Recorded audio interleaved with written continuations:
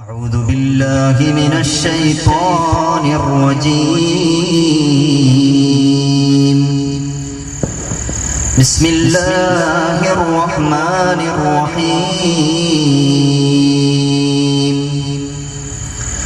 الحمد لله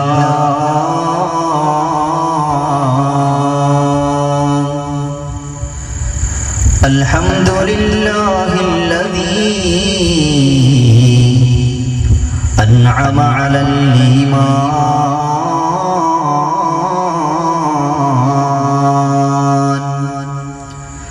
وهدانا إلى دين الإسلام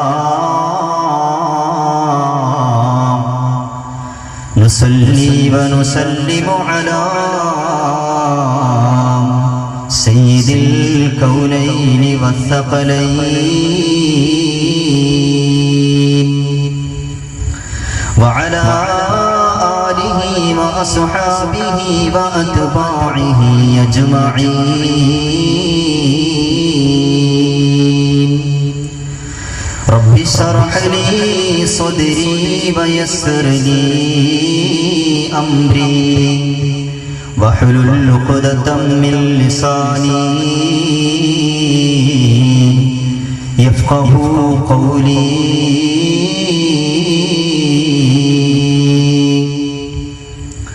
وما توفيقي إلا بالله عليه توكلت وإليه أنيب.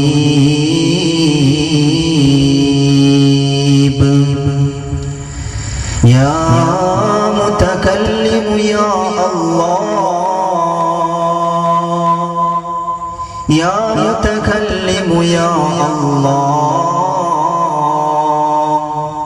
يا متكلم يا الله. حسبنا الله حسبنا الله نعم الوكيل ونعم المولى ونعم النصير.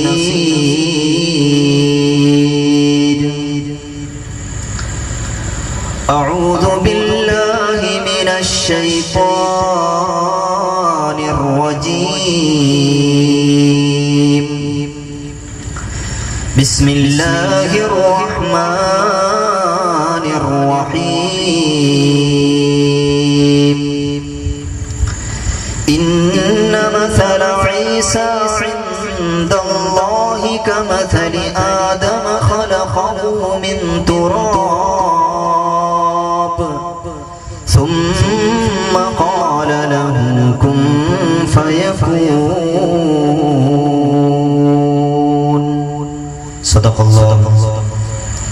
صدق الله مولانا العلي العظيم وصدق وبلغ رسوله النبي الكريم ونحن على ذلك من الشاهدين الشاكرين والحمد لله رب العالمين.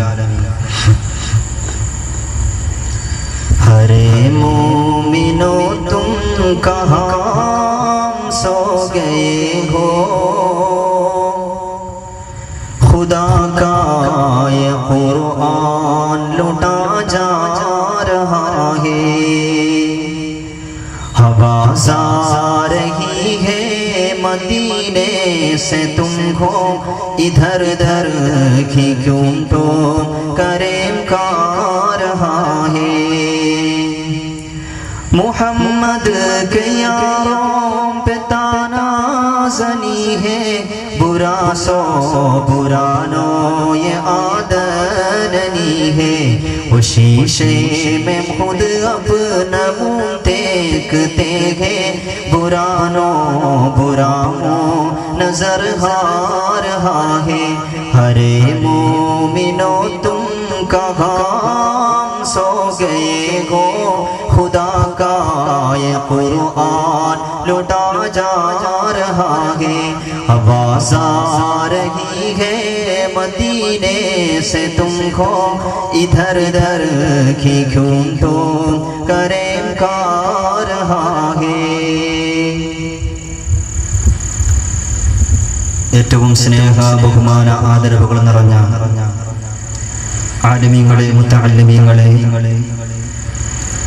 പ്രഭാഷണം പറയുന്ന വ്യക്തിയുടെ പ്രാഗൽഭ്യമോ പ്രഭാഷണ വൈഭവമോ ഒട്ടും തന്നെ പരിഗണനക്കെടുക്കാതെ വിജ്ഞാനം കരസ്ഥമാക്കുക എന്ന ഉദ്ദേശത്തോടെ മഹത്തരമായ ഈ ദീനീ വിജ്ഞാന മജ്‌ലിസിലേക്ക് വന്നെത്തിയവരായ സഹോദരീ സഹോദരന്മാരെ, വാത്സല്യനിധികളായ കൊച്ചനുജന്മാരെ, അനുജത്തിമാരെ, അസ്സലാമു അലൈക്കും വറഹ്മത്തുള്ളാഹി തആല വബറകാതുഹു. സഹോദര സമുദായ അംഗങ്ങളിൽപ്പെട്ട ആരെങ്കിലും ഈ വിനീതന്റെ ശബ്ദം ശ്രവിക്കുന്നുവെങ്കിൽ, ശ്രദ്ധിക്കുന്നുവെങ്കിൽ അവർക്കേവർക്കും വിശുദ്ധ ദീനുൽ ഇസ്ലാമിന്റെ ഏറ്റവും മാന്യമായ സമാധാനത്തിന്റെ, സ്നേഹത്തിന്റെ, ശാന്തിയുടെ തികഞ്ഞ അഭിവാദ്യങ്ങൾ രേഖപ്പെടുത്തുകയാണ്. മഹത്തരമായ ഈ ദീനീ വിജ്ഞാന മജ്‌ലിസിൽ ഈ വിനീതനും രണ്ട് വാക്ക് പറയുവാൻ തൗഫീഖ് നസീബാക്കിയ അല്ലാഹു റബ്ബുൽ ഇസ്സത്തിനെ ആദ്യമായി ഞാൻ സ്തുതിക്കുന്നു. അൽഹംദുലില്ലാഹ്. അതോടൊപ്പം തന്നെ ഒരു കാലഘട്ടത്തിൽ ദക്ഷിണ കേരള ജംഇയ്യത്തുൽ ഉലമയുടെ നേതൃത്വ സ്ഥാനം അലങ്കരിച്ച തെക്കൻ കേരളത്തിൽ 40 വർഷമായി വിശുദ്ധ ദീനുൽ ഇസ്ലാമിന്റെ പ്രചരണ പ്രവർത്തനങ്ങൾ തുടർന്നു പോരുന്ന മൂവാറ്റുപുഴ പിഴക്കാപ്പള്ളി ജാമിഅ ബദരിയ അറബി കോളേജിന്റെ സ്ഥാപകനായ ബഹുവന്ദനായ മർഹൂം ശൈഖുനാ നൂറുൽ ഉലമ ഫരീദുദ്ദീൻ ഉസ്താദ് അവരുടെ ആത്മാർത്ഥമായി ഞാൻ ഇവിടത്തിൽ അനുസ്മരിക്കുകയാണ്. അല്ലാഹു സുബ്ഹാനഹു വ തആല ബഹുമാനപ്പെട്ടവർക്കെല്ലാം നിനക്കുള്ള മഗ്ഫിറത്തും റഹ്മത്തും പ്രദാനിക്കുമാറാകട്ടെ. ബഹുമാനപ്പെട്ടവരെ, നമ്മോട് ബന്ധപ്പെട്ട മാതാപിതാക്കൾ, മറ്റു ഗുരുവര്യന്മാർ, ബന്ധുമിത്രാദികൾ, കൂട്ടുകുടുംബാദികൾ, നാട്ടുകാർ, കൂട്ടുകാർ, സഹോദരി സഹോദരന്മാർ, അയൽവാസികൾ, നമ്മിൽ നിന്നും മരണപ്പെട്ടു പോയവർ എല്ലാവരെയും അല്ലാഹു സുബ്ഹാനഹു വ തആല നാളെ അനശ്വര ലോകത്ത് പ്രവാചക മുഹമ്മദ് മുഹമ്മദ് മുസ്തഫ സ്വല്ലല്ലാഹു അലൈഹി വസല്ലമിന്റെ കൂടെ സ്വർഗ്ഗീയ ആരാമത്തിൽ ഒരുമിച്ച് ചേർത്ത് അനുഗ്രഹിക്കുമാറാകട്ടെ. നമ്മിൽ നിന്നും വന്നുപോയ എല്ലാ നിരക്കുള്ള പാപങ്ങളും റഹ്മാനായ റബ്ബ് അവന്റെ മഗ്ഫിറത്തിന്റെ വസ്അത്ത് കൊണ്ട് വിട്ടുപുറത്തു മാപ്പാക്കി നൽകുമാറാകട്ടെ. അല്ലാഹു സുബ്ഹാനഹു വ തആല നമ്മിൽ നിന്നും ആരെല്ലാം മരണപ്പെട്ടു പോയിട്ടുണ്ടോ അവരുടെ എല്ലാവരുടെയും ഖബറിടങ്ങളെ സ്വർഗ്ഗമാക്കി അനുഗ്രഹിക്കുമാറാകട്ടെ. നാം ഇവിടത്തിൽ ഒരുമിച്ച് കൂടിയ ഈ മഹത്തരമായ പ്രവർത്തനത്തിന്റെ പ്രതിഫലത്തിലേക്ക് നമ്മേക്കാൾ ഏറെ ആവശ്യക്കാരായിട്ടുള്ളത് അവരാണ്. അല്ലാഹു സുബ്ഹാനഹു വ തആല അവരുടെ ഖബറിന്റെ അകത്തളത്തിലേക്ക് നമ്മുടെ ഈ മജ്‌ലിസുൽ ഇൽമിന്റെ പ്രതിഫലത്തെ വലിയ വെളിച്ചമാക്കി, പ്രകാശമാക്കി, സവാബാക്കി എത്തിച്ച് അനുഗ്രഹിക്കുമാറാകട്ടെ. ദീനിയും ദുനിയവിയും മുഖറവിയുമായ എല്ലാ നിരക്കുള്ള ഖൈറു ബറകാത്തുകളും അല്ലാഹു സുബ്ഹാനഹു വ തആല നമുക്കും ബന്ധപ്പെട്ടവർക്കും പ്രദാനിക്കുമാറാകട്ടെ. എല്ലാവിധത്തിലുള്ള മാരകമായ രോഗങ്ങൾ, അപകടങ്ങൾ, അപകട മരണങ്ങൾ എല്ലാത്തിനെ തൊട്ടും അല്ലാഹു തആല അവന്റെ ഹിഫാദത്തിന്റെ മാലാഖമാരുടെ സംരക്ഷണം നൽകി നമ്മെ അനുഗ്രഹിക്കുമാറാകട്ടെ. പ്രാർത്ഥനയ്ക്ക് ഉത്തരം കിട്ടുന്ന ഒരു മജ്‌ലിസാക്കി നമ്മുടെ മജ്‌ലിസിനെ അല്ലാഹു സുബ്ഹാനഹു വ തആല ഖബൂൽ ചെയ്ത് അനുഗ്രഹിക്കുമാറാകട്ടെ. ആമീൻ യാ റബ്ബൽ ആലമീൻ. മഹാപ്രവാചകനായ റൂഹുല്ലാഹി ഈസ അലൈഹിസ്സലാത്തു വസ്സലാമിന്റെ ആഗമനം എന്നതാണ് നമ്മുടെ ചർച്ചാ വിഷയം.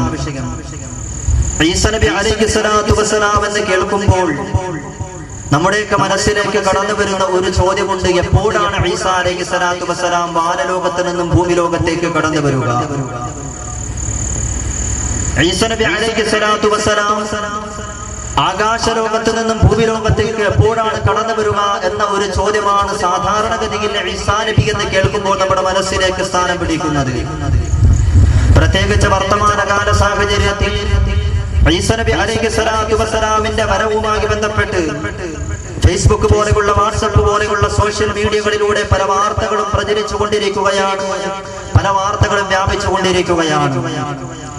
2027 ബഹുമാനപ്പെട്ട മഹ്ദി ഇമാം ആഗതമാകുമെന്നും ഏകദേശം ഒരു 10-13 വർഷങ്ങൾക്ക് ശേഷം 2040 ആകുമ്പോഴേക്കും ബഹുമാനപ്പെട്ട ഈസ നബി അലൈഹിസ്സലാത്തു വസ്സലാമിന്റെ ആഗമനം ഉണ്ടാകുമെന്നും അനന്തരം ഏകദേശം 40 വർഷങ്ങൾക്ക് ശേഷം ഈ ലോകം തന്നെ അവസാനിക്കുമെന്നുമുള്ള പല വാർത്തകളും ഫേസ്ബുക്ക് പോലെയുള്ള, വാട്സപ്പ് പോലെയുള്ള മീഡിയകളിലൂടെ, സോഷ്യൽ മീഡിയകളിലൂടെ പ്രചരിക്കുകയുണ്ടായി, വ്യാപിക്കുകയുണ്ടായി.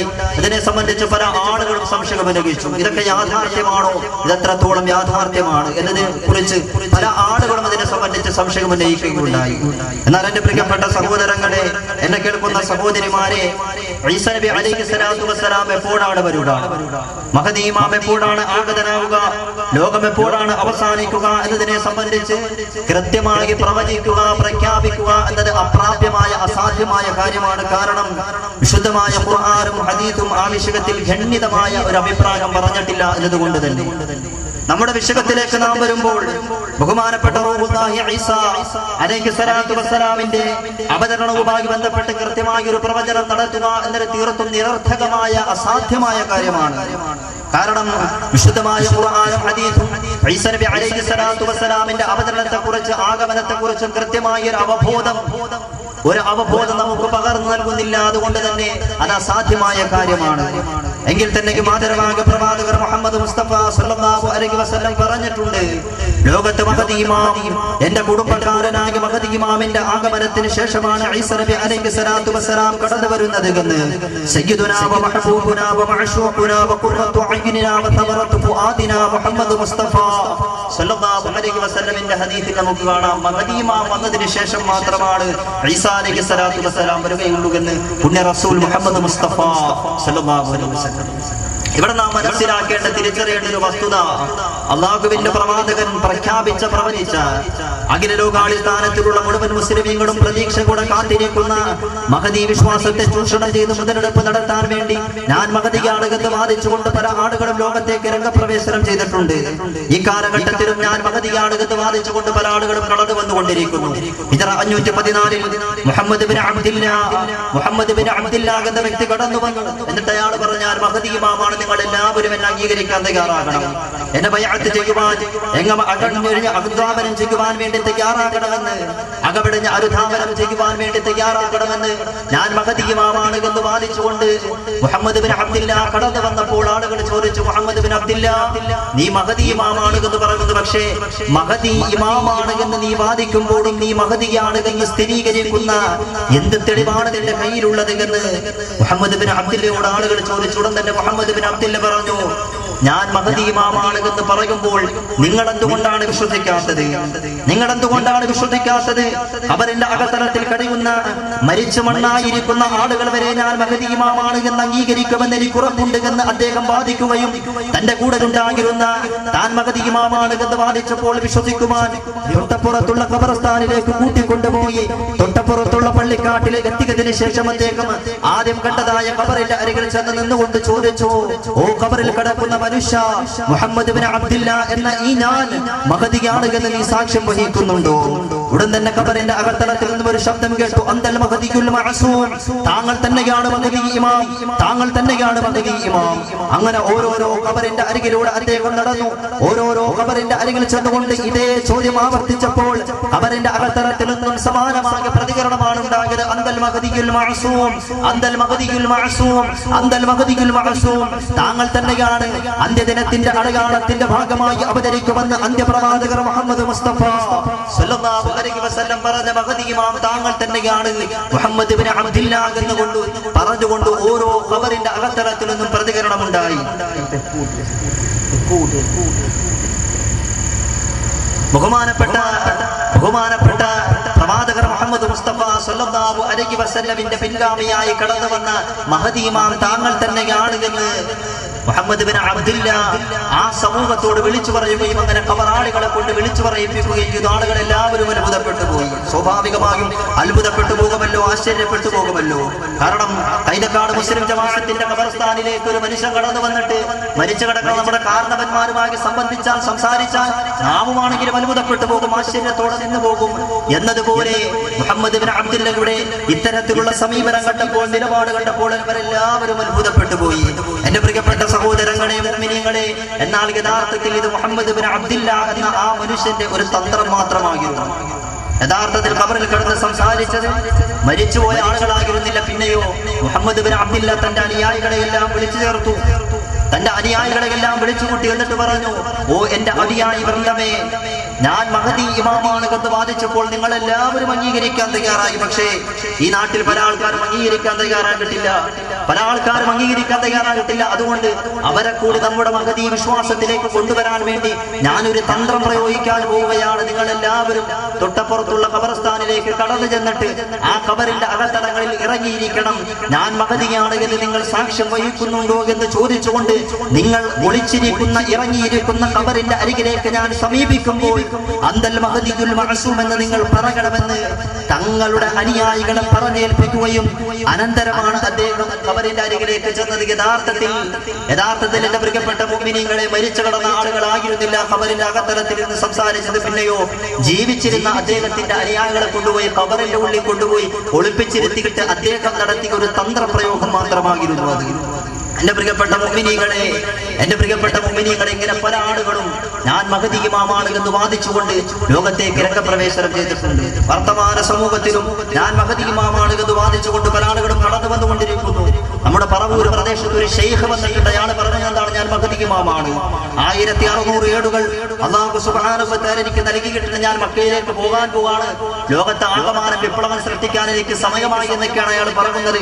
എന്തുമാകട്ടെ, ഞാൻ പറഞ്ഞു വന്നത് യഥാർത്ഥത്തിൽ ആദരവായ പ്രവാചകർ മുഹമ്മദ് മുസ്തഫ സല്ലല്ലാഹു അലൈഹി വസല്ലമിന്റെ കുടുംബക്കാരനായ മഹദി ഇമാം കടന്നു വന്നതിന് ശേഷം മാത്രമാണ് ഈസ നബി അലൈഹി സ്വലാത്തു വസ്സലാമിന്റെ ആഗമനം ഉണ്ടാകുന്നത് എന്ന്, അവതരണം ഉണ്ടാകുന്നത് എന്ന് ബഹുവന്ദരായ പ്രവാചകർ മുഖ്ബിറെ സാദിഖേ നബി മുഹമ്മദ് മുസ്തഫ സല്ലല്ലാഹു അലൈഹി വസല്ലമിന്റെ ഹദീസിൽ കാണാം. അതുകൊണ്ട് ഞാൻ പറഞ്ഞു വന്നത് യഥാർത്ഥത്തിൽ ഈസ അലൈഹി സ്വലാത്തു വസ്സലാം എപ്പോഴാണ് വരുന്നത്, അതിന്റെ വർഷം, അതിന്റെ ഡേറ്റ്, അതിന്റെ മാസം, ഇതൊക്കെ പ്രവചിക്കുക എന്നത് തീർത്തും അസാധ്യമായ കാര്യമാണ്, തീർത്തും അപ്രാപ്യമായ കാര്യമാണ്. എങ്കിൽ തന്നെയും ഈസ നബി അലൈഹി സ്വലാത്തു വസ്സലാം ഏതൊരു സമൂഹത്തിലേക്കാണ് കടന്നു വരുന്നത്, ഏതൊരു സമൂഹത്തെ വെല്ലുവിളിച്ചുകൊണ്ടാണ് അവതരിക്കുന്നത് എന്നതിനെ സംബന്ധിച്ച് മഹാരഥന്മാരായ ആധുനിക ഇസ്ലാമിക പണ്ഡിതന്മാർ നമുക്ക് വിശുദ്ധമായ ഖുർആനിന്റെയും ഹദീസിന്റെയും വെളിച്ചത്തിൽ നമുക്ക് പഠിപ്പിച്ചു നൽകുന്നുണ്ട്.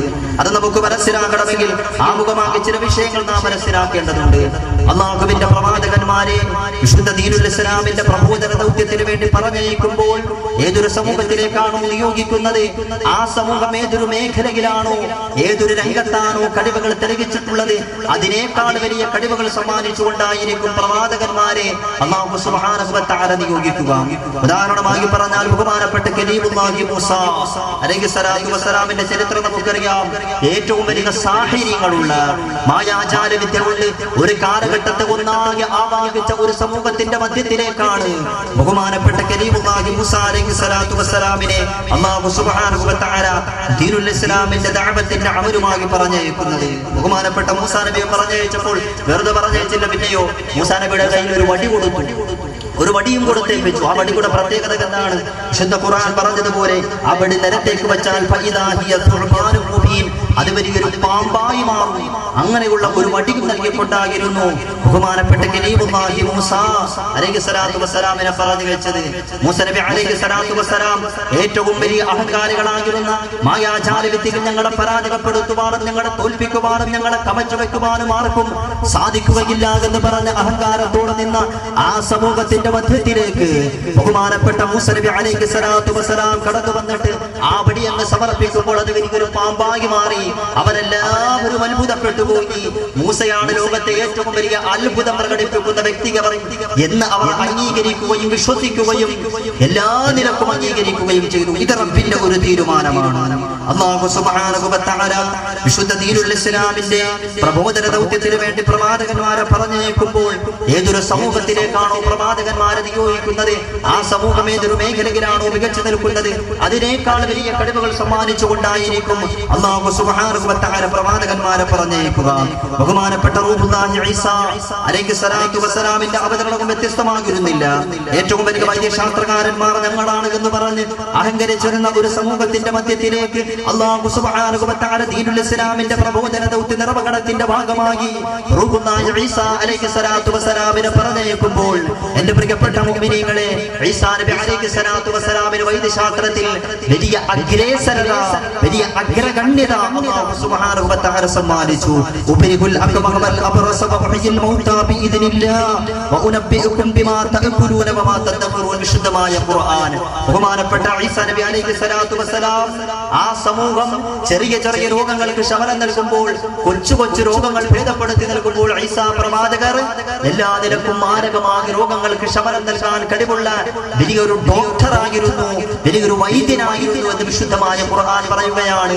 ജന്മനാ അന്ധത ബാധിച്ച ആളുകളുടെ അന്ധത ബഹുമാനപ്പെട്ട ഈസാ നബി അലൈഹി സ്വലാത്തു വസ്സലാം ഭേദപ്പെടുത്തി കൊടുത്തു. അതുപോലെ തന്നെ ആരും മാറുകയില്ല എന്ന് വിചാരിച്ച വെള്ളപ്പാണ്ട് പോലെയുള്ള അസുഖങ്ങൾ പരിപൂർണമായും ഭേദപ്പെടുത്തി കൊടുത്തു. അങ്ങനെയുള്ള അത്ഭുതങ്ങൾ കണ്ടപ്പോൾ അവർ അത്ഭുതപ്പെട്ടു പോയി. ഈസയാണ് ഏറ്റവും വലിയ അത്ഭുതം. നമ്മളെക്കാൾ വൈദ്യശാസ്ത്രത്തിൽ മികച്ചു നിൽക്കുന്ന വ്യക്തി, അഗ്രഗണ്യൻ, അഗ്രേസരൻ, അത് ഈസയാണ് എന്നവർ അംഗീകരിച്ചു. ഈസാ നബി വലിയ വൈദ്യശാസ്ത്രത്തിൽ ഒരുപാട് മികവ് പുലർത്തിയ ഒരു പ്രവാചകനാണ്. അതുകൊണ്ട് തന്നെ ചില ആൾക്കാർ പറയാറുണ്ട്, ഈസാ അലൈഹി സ്വലാത്തു വസ്സലാം വൈദ്യശാസ്ത്ര മേഖലയിൽ ഒരുപാട് കഴിവുകൾ തെളിയിച്ച വ്യക്തിയാണ് എന്നതുകൊണ്ടാണ് പിൽക്കാലഘട്ടത്തിൽ ഈസാ നബിയെ പിൻപറ്റി വന്ന ക്രൈസ്തവർക്ക് ആ മേഖലയിൽ പ്രത്യേകമായ ഒരു നൈപുണ്യം കിട്ടിയത് എന്ന് പറയപ്പെടുന്നു. ഏറ്റവും കൂടുതൽ ഹോസ്പിറ്റൽ സംവിധാനമുള്ളവർക്കാണല്ലോ അത് ഈസാ നബിയുടെ ഒരു പാരമ്പര്യത്തിൽ നിന്നും ലഭിച്ച നൈപുണ്യമാണ് എന്ന് പറയപ്പെടുന്നു. അതുപോലെ തന്നെ നമ്മുടെ പ്രവാചകർ മുഹമ്മദ് മുസ്തഫ സ്വല്ലല്ലാഹു അലൈഹി വസല്ലം നല്ലൊരു കച്ചവടക്കാരനായിരുന്നു. അതുകൊണ്ട് മുസ്ലിമീങ്ങൾക്ക് ആ കച്ചവട രംഗത്ത് പ്രത്യേകമായ ഒരു കഴിവും ഒരു സിദ്ധിയും ഒരു നൈപുണ്യവും ലഭിച്ചു എന്ന് പറയപ്പെടുന്നത് എത്രത്തോളം യാഥാർത്ഥ്യമാണെന്ന് അല്ലാഹു അഅലം. എന്ത് തന്നെയാണെങ്കിലും ഞാൻ പറഞ്ഞു വന്നത്, ബഹുമാനപ്പെട്ട ഈസാ നബി അലൈഹി സ്വലാത്തു വസ്സലാം മാരകമായ രോഗങ്ങളെന്ന് ആ സമൂഹം ധരിച്ചിരുന്ന, ഒരിക്കലും ഭേദപ്പെടുകയില്ല എന്ന് വിചാരിച്ച മാറാവ്യാധികൾക്ക് ശമനം നൽകി. വിശുദ്ധമായ ഖുർആൻ പറയുന്നു എത്രത്തോളം എന്ന് ചോദിച്ചാൽ,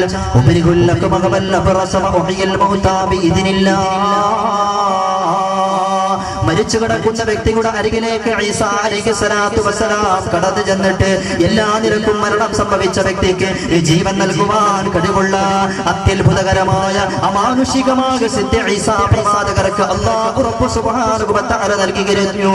മരിച്ചു കിടക്കുന്ന മനുഷ്യന്റെ അരികിലേക്ക് ഈസാ പ്രവാചകർ കടന്നു ചെന്നു. എല്ലാവരും വല്ലാതെ പൊട്ടിക്കരയുകയാണ്. തന്റെ സഹോദരന്റെ വേർപാടിന്റെ വിരഹത്തിന്റെ ദുഃഖം താങ്ങാനാകാതെ പൊട്ടിക്കരഞ്ഞുകൊണ്ടിരിക്കുന്ന സമൂഹത്തിന്റെ കിടകിലേക്കാണ് ബഹുമാനപ്പെട്ട റൂഹുല്ലാഹി ഈസാ അലൈഹി സ്വലാത്തു വസ്സലാം കടന്നു ചെന്നത്. മരിച്ചു കിടക്കുന്ന മയ്യിത്തായി കിടക്കുന്ന മനുഷ്യനോട് പറഞ്ഞു, കുംബി ഇതിനില്ല, അല്ലാഹുവിന്റെ അനുമതി പ്രകാരം നീ എഴുന്നേൽക്കുക. ഇത് പറയേണ്ട താമസം എല്ലാ നിരക്കും മരണം സംഭവിച്ച ശരീരത്തിന്റെ പ്രവർത്തനക്ഷമത നിലച്ചുപോയ, ഹൃദയം നിലച്ചുപോക മരിച്ചു കിടക്കുന്ന മനുഷ്യൻ ചാടി എഴുന്നേറ്റ് സമ്പൂർണ്ണ ആരോഗ്യവാനായ മനുഷ്യനെ പോലെ നിൽക്കുകയാണ്. എന്റെ പ്രിയപ്പെട്ട സഹോദരങ്ങളെ, അത്രമാത്രം അത്ഭുതകരമായ സിദ്ധി ബഹുമാനപ്പെട്ട റൂഹുല്ലാഹി ഈസാ അലൈഹി സ്വലാത്തു വസ്സലാമിന് അല്ലാഹു സുബ്ഹാനഹു വ തആല നൽകിയിരിക്കുന്നു. ഈ വർത്തമാന കാലഘട്ടത്തിൽ ഈസാ നബി അലൈഹി സ്വലാത്തു വസ്സലാമിനെ പോലെ മരിച്ചു കിടക്കുന്ന മനുഷ്യരെ ജീവിപ്പിക്കാൻ കഴിവുള്ള അത്യത്ഭുതകരമായ സിദ്ധികളുള്ള മനുഷ്യരെ ഇന്ന് ലോകത്ത് പല സമൂഹങ്ങളും പ്രതീക്ഷിച്ചിരിക്കുകയാണ്.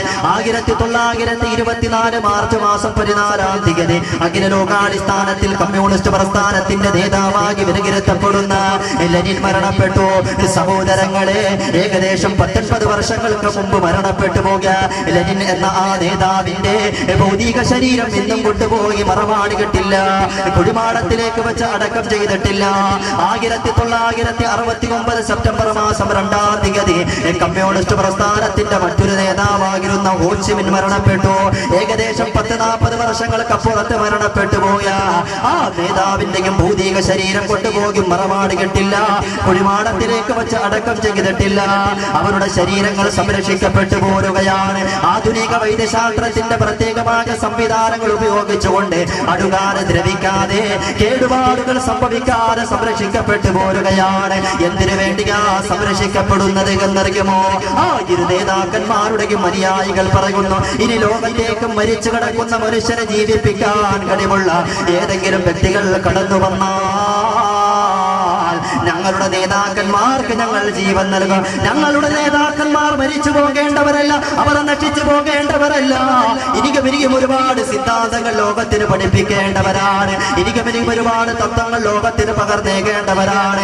ബഹുമാനപ്പെട്ട ഈസാ നബി അലൈഹി സ്വലാത്തു വസ്സലാമിനെ പോലെ മരിച്ചു കിടക്കുന്ന മനുഷ്യർക്ക് ജീവൻ നൽകാൻ കഴിവുള്ള അത്യത്ഭുതകരമായ കഴിവുള്ള വ്യക്തികളെ ഇന്ന് ലോകത്ത് പല സമൂഹങ്ങളും പ്രതീക്ഷിച്ചിരിക്കുകയാണ്. എന്റെ പ്രിയം നിറഞ്ഞ മുഅ്മിനീങ്ങളെ, ഞാൻ പറഞ്ഞു വന്നത് റൂഹുല്ലാഹി ഈസ അലൈഹിസ്സലാത്തു വസ്സലാം മരിച്ചു കിടക്കുന്ന മനുഷ്യരെ ജീവിപ്പിച്ചു. അത് കണ്ടിട്ട് അവരെല്ലാവരും അത്ഭുതപ്പെട്ടു പോയി.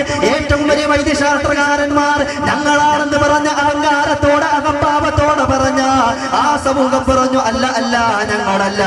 ഏറ്റവും വലിയ വൈദ്യശാസ്ത്രത്തിന്റെ അഗ്രഗാമി അത് ഈസയാണ്. വൈദ്യശാസ്ത്രത്തിന്റെ ഏറ്റവും വലിയ അപ്പോസ്തലൻ അത് ഈസയാണ് എന്നവർ ഒന്നടങ്കം സംഭവിച്ചു.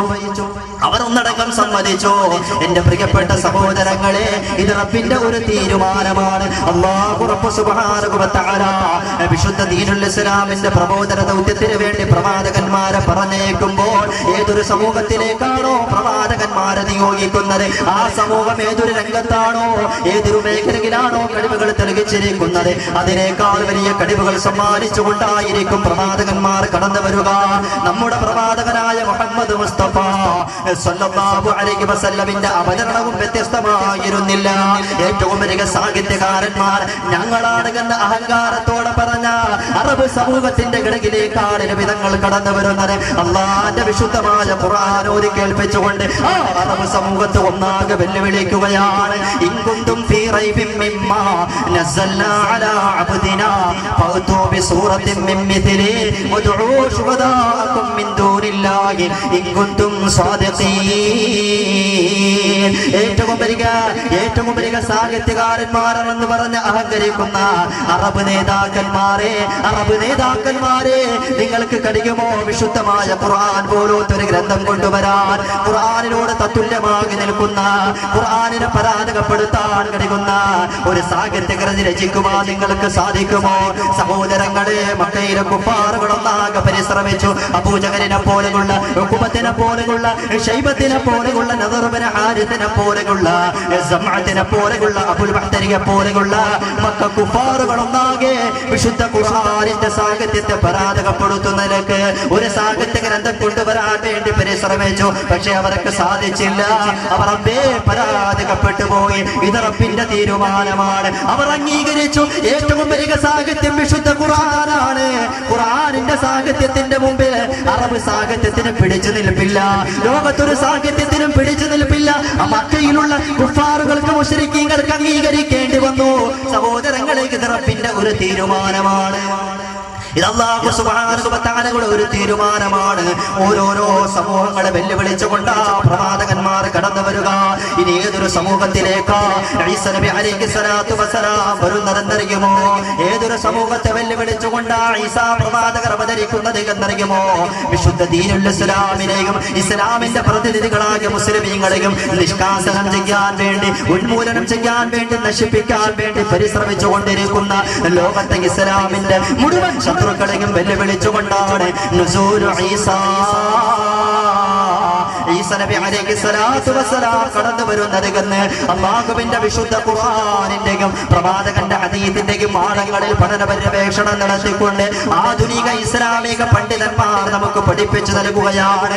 ഈസ അലൈഹിസ്സലാത്തു വസ്സലാം ലോകത്തേക്ക് കടന്നു വന്നാൽ പിന്നെ ലോകത്ത് ആകമാനം വികസനമുണ്ടാകും. ലോകത്തിന്റെ രാഷ്ട്രീയ, സാമൂഹിക, സാമ്പത്തിക, സാംസ്കാരിക രംഗങ്ങൾ ലോകം ഇന്നേവരെ കണ്ടിട്ടില്ലാത്ത ഒരു വികസനത്തിലേക്ക് കടന്നു പോകുമെന്ന് മാത്രമല്ല, അല്ലാഹുവിന്റെ വിശുദ്ധമായ ഖുർആൻ പറയുന്നു, വഇൻ മിൻ അഹ്ലിൽ കിതാബി ഇല്ലാ ലയുമിന്ന ഖബല മൗതിഹി. ഈസാ പ്രവാചകർ ഇങ്ങോട്ട് വന്നാൽ യേശുവിനെ കൊന്നുവെന്ന് പറഞ്ഞുകൊണ്ട് അഹങ്കരിക്കുന്ന ജൂതന്മാരും, യേശു മരിച്ചുവെന്ന് പറഞ്ഞ് അല്ലാതിരക്കും വിലപിക്കുന്ന, വേദനിക്കുന്ന നസ്രാനികത്തടക്കമുള്ള ലോകത്തുള്ള മുഴുവൻ ആളുകളും വിശുദ്ധമായ ദീനുൽ ഇസ്ലാമിന്റെ മഹിതമായ ആദർശത്തെ സ്വീകരിക്കുമെന്ന്, ഇസ്ലാം ആശ്രയിക്കുമെന്ന്, ഇസ്ലാമിലേക്ക് കടന്നു വരുമെന്ന് അല്ലാഹുവിന്റെ ഫുർഖാനുൽ അദീം. ബഹുമാനപ്പെട്ട ഈസ നബി അലൈഹിസ്സലാത്തു വസ്സലാം ഇങ്ങോട്ട് വന്നാൽ അല്ലാഹുവിന്റെ ഖുർആൻ പറയുന്നു, വഇൻ മിൻ അഹ്ലിൽ കിതാബി ഇല്ലാ ലയുമിനന്ന ഖബല മൗതിഹി. എല്ലാവരും ഇസ്ലാമിലേക്ക് കടന്നു വരും. ബഹുമാനപ്പെട്ട ഈസ പ്രവാചകനാൽ ലോകത്തെ ആകമാനം ഇസ്ലാമികവൽക്കരിക്കപ്പെടും. ലോകത്തിന്റെ സാമൂഹിക രംഗം ഇസ്ലാമികവൽക്കരിക്കപ്പെടും. ലോകത്തിന്റെ സാംസ്കാരിക രംഗം ഇസ്ലാമികവൽക്കരിക്കപ്പെടും. ലോകത്തിന്റെ സാമ്പത്തിക രംഗവും രാഷ്ട്രീയ രംഗവും ഇസ്ലാമികവൽക്കരിക്കപ്പെടും. രാഷ്ട്രീയ രംഗം ഇസ്ലാമികവൽക്കരിക്കപ്പെടുമെന്ന് പറഞ്ഞാൽ അഖില ലോകാടിസ്ഥാനത്തിൽ ഇസ്ലാമിന്റെ ഭരണ സംവിധാനം കൊണ്ടുവരും. ലോകത്താകമാനം ഇസ്ലാമിന്റെ ഭരണ വ്യവസ്ഥിതി, രാഷ്ട്രീയ വ്യവസ്ഥിതി ഈസാ നബി അലൈഹി സ്വലാത്തു വസ്സലാം കൊണ്ടുവരും. അതൊക്കെ നടപടിയാവണമെങ്കിൽ ഈസാ നബി ഇങ്ങോട്ട് വരണം. അതിനുവേണ്ടി ഇവിടെ ആരൊക്കെ എത്രമാത്രം പരിശ്രമിച്ചിട്ട് കാര്യമില്ല.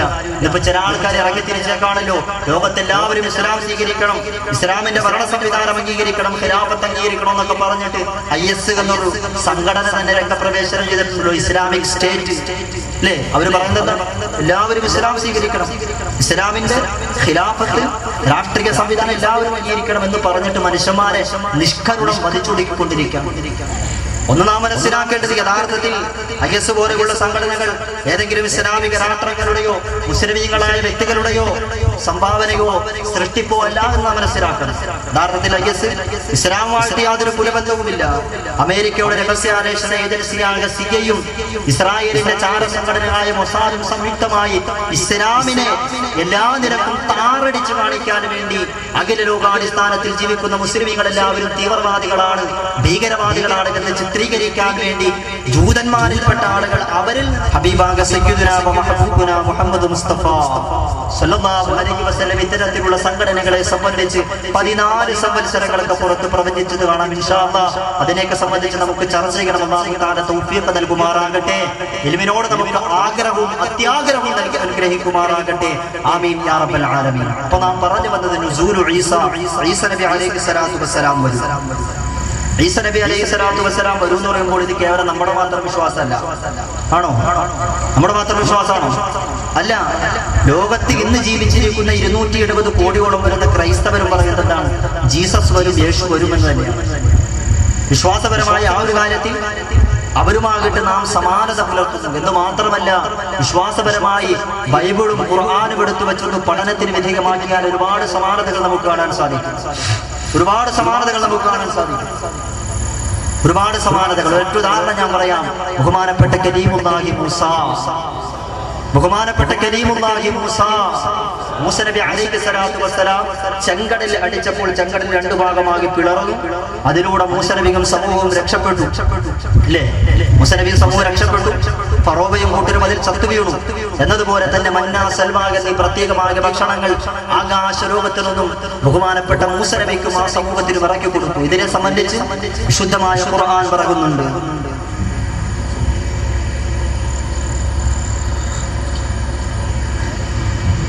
ഇതിനെ സംബന്ധിച്ച് വിശുദ്ധമായ ഖുർആൻ പറയുന്നുണ്ട്. എന്നതുപോലെ തന്നെ ബൈബിളും ഇതിനെ സംബന്ധിച്ച് പറയുന്നുണ്ട്. ചെങ്കടലിൽ നീ എന്നും പാത തെളിച്ചു, മരുവിൽ മക്കൾക്ക് മന്ന മൂടിച്ചു, എരിവെയിലിൽ മേഘത്തണലായി, ഇരുളിൽ സ്നേഹനാളമായി, സീനായി മാമല മുകളിൽ നീ നീതി പ്രമാണങ്ങൾ പകർന്നേകി. ബൈബിളും പറയുന്നു കൃത്യമാകട്ടെ മന്ന, സൽവ എന്നീ ഭക്ഷണങ്ങൾ ഇറക്കി കൊടുത്തു.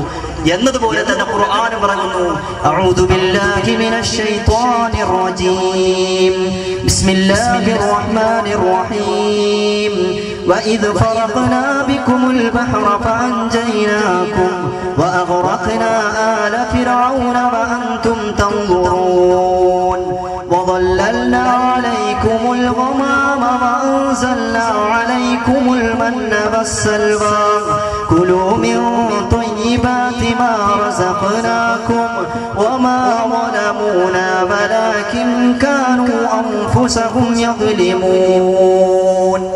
വിശുദ്ധ ഖുർആൻ സൂറത്തുൽ ബഖറയിൽ ഒരൊറ്റ പേജിൽ പരാമർശിക്കുന്ന കാര്യമാണ്. അല്ലാഹുവിന്റെ പ്രവാചകരായ മോശ പ്രവാചകർ ചെങ്കടലിൽ അടിച്ചപ്പോൾ ചെങ്കടൽ 2 ഭാഗമാക്കി പിളർന്നു.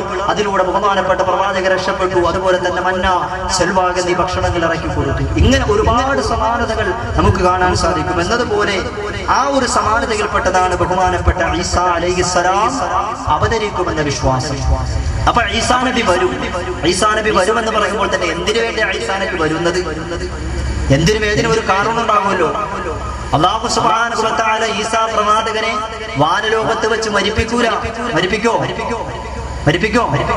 ഇല്ല. ഊഹു പിടിക്കാതെ ഭൗതികമായ ലോകത്തിന്റെ ഉപരിമണ്ഡലത്തിലേക്ക് പറഞ്ഞേക്കും. എന്തിനു വേണ്ടിയാ? അതിന് ചില കാരണങ്ങൾ ബഹുമാനപ്പെട്ട ഹാഫിദ് ഇബ്നു കസീർ റഹ്മത്തുള്ളാഹി അലൈഹി പ്രവാചകന്റെ ഹദീസുകളെ വിലയിരുത്തിക്കൊണ്ട് പഠിപ്പിക്കുന്നത് കാണാം. 4 കാരണങ്ങളാണ് പ്രഥമമായി ബഹുമാനപ്പെട്ടവർ നമ്മെ പഠിപ്പിക്കുന്നത്.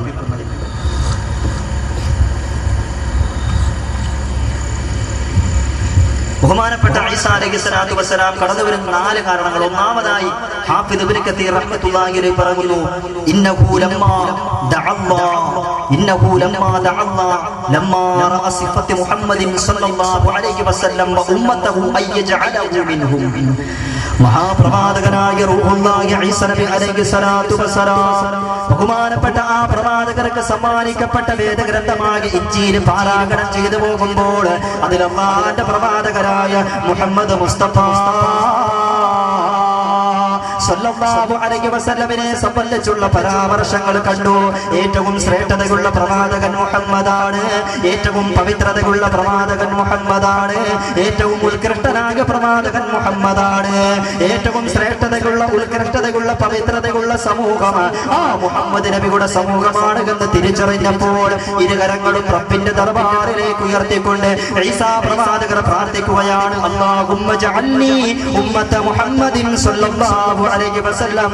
അല്ലാഹുവേ, വിശുദ്ധ ദീനുൽ ഇസ്ലാമിന്റെ പ്രബോധന പ്രവർത്തനങ്ങൾക്ക് നാന്ദി കുറിച്ചുകൊണ്ട് കടന്നു വരുന്ന മുഹമ്മദ് മുസ്തഫ സ്വല്ലല്ലാഹു അലൈഹി വസല്ലം എന്ന പ്രവാചകന്റെ ശ്രേഷ്ഠതയെ സംബന്ധിച്ച് ഞാൻ തിരിച്ചറിഞ്ഞു നാഥാ. അതുകൊണ്ട് അല്ലാഹുവേ, ആ പ്രവാചകന്റെ ഉമ്മത്തിൽപ്പെട്ട ഒരു സാധാരണ മനുഷ്യനായി പുനരവതരിക്കുവാനുള്ള തൗഫീഖ് സൗഭാഗ്യം എനിക്ക് നൽകണേ അല്ലാഹ്. സഹോദരങ്ങളെ, സഹോദരിമാരെ, എന്നെയും നിങ്ങളെയും പോലെ ഒരു സാധാരണ മനുഷ്യനായി കൂടുവാനുള്ള അദമ്യമായ ആഗ്രഹം പറഞ്ഞുകൊണ്ടാണ്, അദമ്യമായ അഭിപ്രായം പറഞ്ഞുകൊണ്ടാണ് ബഹുമാനപ്പെട്ട റൂഹുല്ലാഹി ഈസാ അലൈഹിസ്സലാത്തു വസ്സലാം പ്രാർത്ഥിച്ചത്. ആ പ്രാർത്ഥന അല്ലാഹു സുബ്ഹാനഹു വ തആല സ്വീകരിച്ചു. അതിന്റെ അനന്തര ഫലമായിട്ടാണ് ഈസാ അലൈഹിസ്സലാത്തു വസ്സലാം ലോകത്തേക്ക് കടന്നു വരുന്നത്. എന്ന് മാത്രമല്ല, ഹബീബായ തങ്ങളോടുള്ള അദമ്യമായ ഇഷ്ടത്തിന്റെ, പ്രേമത്തിന്റെ, അനുരാഗത്തിന്റെ, സ്നേഹത്തിന്റെ പേര് അല്ലാഹുവിന്റെ റസൂലിന്റെ ജീവിത കാലഘട്ടത്തിൽ തന്നെ പ്രവാചകനെ കാണാൻ വേണ്ടി വാനലോകത്തിൽ നിന്നും ഭൂമി ലോകത്തേക്ക് മക്കയിലേക്ക് അല്ലാഹുവിന്റെ പ്രവാചകനെ സന്ദർശിക്കാൻ വേണ്ടി ഈസാ അലൈഹിസ്സലാത്തു വസ്സലാം കടന്നു വരുമായിരുന്നു. ഒരു സഹാബി പറയുന്നത് കേൾക്കുക, ഞാനൊരു വേള പ്രവാചകന്റെ കൂടെ കഅബാനകത്തിന്റെ പരിസര പ്രദേശത്ത് തവാഫ് ചെയ്തുകൊണ്ട് നിൽക്കുകയാണ്. തദവസരത്തിൽ അല്ലാഹുവിന്റെ റസൂലിന്റെ മുമ്പിൽ ആരോ വന്ന് പ്രത്യക്ഷപ്പെട്ടതുപോലെ എനിക്ക് അനുഭവപ്പെട്ടു. പക്ഷെ ആരാണെന്ന് എനിക്ക് മനസ്സിലാകില്ല, ആരാണെന്ന് എനിക്ക് ബോധ്യപ്പെട്ടില്ല. ആരോ പ്രവാചകന്റെ ഹദറത്തിൽ വന്നിട്ടുണ്ട്. 2 മുസ്ലിമീങ്ങൾ പരസ്പരം കാണുമ്പോൾ സലാം പറയുമല്ലോ, സലാം പറയുന്നതിന്റെ ഭാഗമായി ഹസ്തദാനം നടത്തുമല്ലോ. എന്നതുപോലെ റിസാലത്തിന്റെ പുണ്യമായ കരം അല്ലാഹുവിന്റെ റസൂൽ നീട്ടിക്കൊണ്ടുപോകുന്നതായി ഞങ്ങൾ കണ്ടു.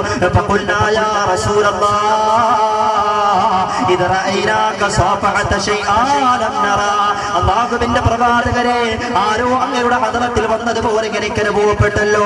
ആരാ നബിയേ അങ്ങയുടെ ഹദറത്തിൽ വന്നത്? ആരായിരുന്നു ആ അദൃശ്യനായ വ്യക്തി എന്ന് ഹബീബായ തങ്ങളോട് ചോദിക്കുമ്പോൾ അല്ലാഹുവിന്റെ റസൂൽ പറഞ്ഞു,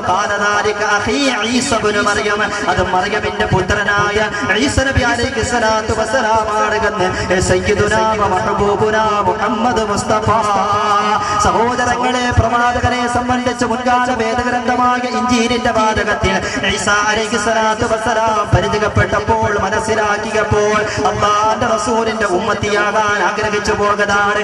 എന്ന് മാത്രമല്ല, ആരെല്ലാം മുൻകാല വേദഗ്രന്ഥങ്ങളിൽ അല്ലാഹുവിന്റെ ഹബീബിനെ സംബന്ധിച്ചുള്ള പ്രതിപാദ്യം കണ്ടിട്ടുണ്ടോ, അവരെല്ലാം പ്രവാചകനെ അംഗീകരിക്കുവാനും പിൻപറ്റുവാനും തയ്യാറാകിയിട്ടുണ്ട്. മക്കയിൽ വലിയൊരു ക്രൈസ്തവ പുരോഹിതനുണ്ടായിരുന്നു. അദ്ദേഹത്തിന്റെ പേര് അലി ഇബ്നു ഹാത്തം എന്നാണ്.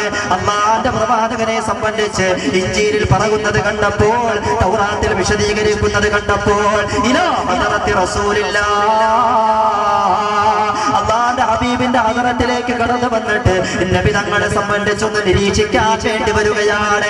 തൗറാത്തിൽ പറഞ്ഞ മുഹമ്മദാണോ ഈ മുഹമ്മദ്? ഇഞ്ചീലിൽ പറഞ്ഞ മുഹമ്മദാണോ ഈ മുഹമ്മദ് എന്നറിയാൻ പ്രവാചകന്റെ ഹദറത്തിൽ വന്നിട്ട് ദൂരെ മാറി നിന്നുകൊണ്ട് നബി തങ്ങളെ നിരീക്ഷിക്കുകയാണ്, വീക്ഷിക്കുകയാണ്. തദവസരത്തിൽ നബിയുടെ ഹദറത്തിലേക്ക് ഒരു കറുത്ത വർഗക്കാരിയായ, കാണാനിടയില്ലാത്ത, കാണാൻ സൗന്ദര്യമില്ലാത്ത വിരൂപിയായ ഒരു പെണ്ണ് കടന്നു വന്നു. ഉടൻ തന്നെ കാരുണ്യത്തിന്റെ തിരുദൂതർ സയ്യിദുനാ മുഹമ്മദ് മുസ്തഫ സല്ലല്ലാഹു അലൈഹി വസല്ലമ പെണ്ണിനോടുള്ള ബഹുമാന സൂചകമായി എഴുന്നേറ്റു നിന്നു. ഇത് കണ്ടപ്പോൾ തന്നെ ആ മനുഷ്യൻ ഓടി വന്നു. അല്ലാഹുവിന്റെ പ്രവാചകന് ആ പെണ്ണിനോടുള്ള ബഹുമാന സൂചകമായി എഴുന്നേറ്റ് നിന്നിട്ട് തന്റെ ശരീരത്തിൽ പുതച്ചിരിക്കുന്ന പുതപ്പെടുത്തുകൊണ്ട് ആ പെണ്ണിന് ഇരിക്കുവാനുള്ള ഇരിപ്പിടമൊരുക്കി. ഉടൻ തന്നെ ഇലാ ഹദറത്തി ഹബീബിൽ മുസ്തഫ അല്ലാഹുവിന്റെ റസൂലിന്റെ ഹദറത്തിലേക്ക് അലിബ്നു ആത്തബ് കടന്നു വന്നു. കഴുത്തിൽ കിടക്കുന്ന കുരിശുമാല വലിച്ച് ദൂരേക്ക് എറിഞ്ഞു കളഞ്ഞിട്ട് പറയുകയാണ്, അശ്ഹദു അല്ലാ ഇലാഹ ഇല്ലല്ലാഹ് വ അന്നക റസൂലുള്ളാഹ്. അല്ലാഹുവല്ലാതെ ആരാധനക്കർഹൻ മറ്റാരുമില്ല എന്ന് ഞാൻ സാക്ഷ്യം വഹിക്കുന്നു. മുഹമ്മദേ, കേവലം താങ്കൾ സാധാരണ ഒരു വ്യക്തിയല്ല, അങ്ങൊരു പ്രവാചകനാണ്. അങ്ങയുടെ പ്രവാചകത്വം കൊണ്ട്, അങ്ങയുടെ റിസാലത്ത് കൊണ്ട്, അങ്ങയുടെ നുബുവത്ത് കൊണ്ട് ഞാൻ അംഗീകരിക്കുന്നു എന്ന് പറഞ്ഞിട്ട് വിശുദ്ധമായ ദീനുൽ ഇസ്ലാമിന്റെ മഹിതമായ ആദർശത്തിലേക്ക് കടന്നു വന്നു. എന്റെ പ്രിയം നിറഞ്ഞ മുഅ്മിനീങ്ങളെ, അലി ഇബ്നു ആത്തബിന്റെ ചരിത്രം ഇവിടെ നിൽക്കട്ടെ. ഈ വർത്തമാന കാലഘട്ടത്തിൽ തന്നെ എത്രയോ സംഭവങ്ങളാണ് നമുക്ക് ഉദ്ധരിക്കുവാനുള്ളത്. കോതമംഗലം നിവാസിയായ ജോൺ എന്ന ക്രൈസ്തവ പുരോഹിതന് വിശുദ്ധമായ ദീനുൽ ഇസ്ലാമിലേക്ക് കടന്നു വന്നില്ലേ? 26 വർഷം ക്രൈസ്തവ പുരോഹിതനാಗಿ ജോലി നോക്കി 60 മുസ്ലിം കുടുംബത്തെ ക്രൈസ്തവ മതത്തിലേക്ക് മതപരിവർത്തനം നടത്തുക. ജോൺ മുണ്ടക്കൽ എന്ന വ്യക്തി ഇബ്രാഹിം എന്ന പേര് സ്വീകരിച്ചുകൊണ്ട് വിശുദ്ധമായ ദീനുൽ ഇസ്ലാമിലേക്ക് കടന്നു വന്നില്ലേ? എന്താ പ്രചോദനമാകത്? എന്താ പ്രേരകമാകത്? അല്ലാഹുവിന്റെ ഹബീബ് മുഹമ്മദ് മുസ്തഫ സല്ലല്ലാഹു അലൈഹി വസല്ലമിനെ സംബന്ധിച്ചുള്ള പരാമർശങ്ങൾ സുറിയാനി ബൈബിളിൽ ഞാൻ കണ്ടപ്പോൾ അത് അംഗീകരിക്കാൻ എനിക്ക് നിർബന്ധമാണെങ്കിൽ ഞാൻ മനസ്സിലാക്കിക്കൊണ്ട് ആ വിഷയത്തിൽ അവബോധവാനായിക്കൊണ്ടാണ് ഞാൻ ഇസ്ലാമിലേക്ക് കടന്നു വന്നത്. 26 വർഷം ക്രൈസ്തവ പുരോഹിതനായി ജോലി നോക്കി. ആ 26 വർഷ കാലയളവിന്റെ ഇടയിൽ 60 മുസ്ലിം കുടുംബത്തെ ക്രൈസ്തവ മതത്തിലേക്ക് മതപരിവർത്തനം നടത്തി. അയാൾ ഇസ്ലാമിലേക്ക് വന്നു. കോതമംഗലക്കാരൻ ജോൺ എന്ന പേരുള്ള ആളായിരുന്നു.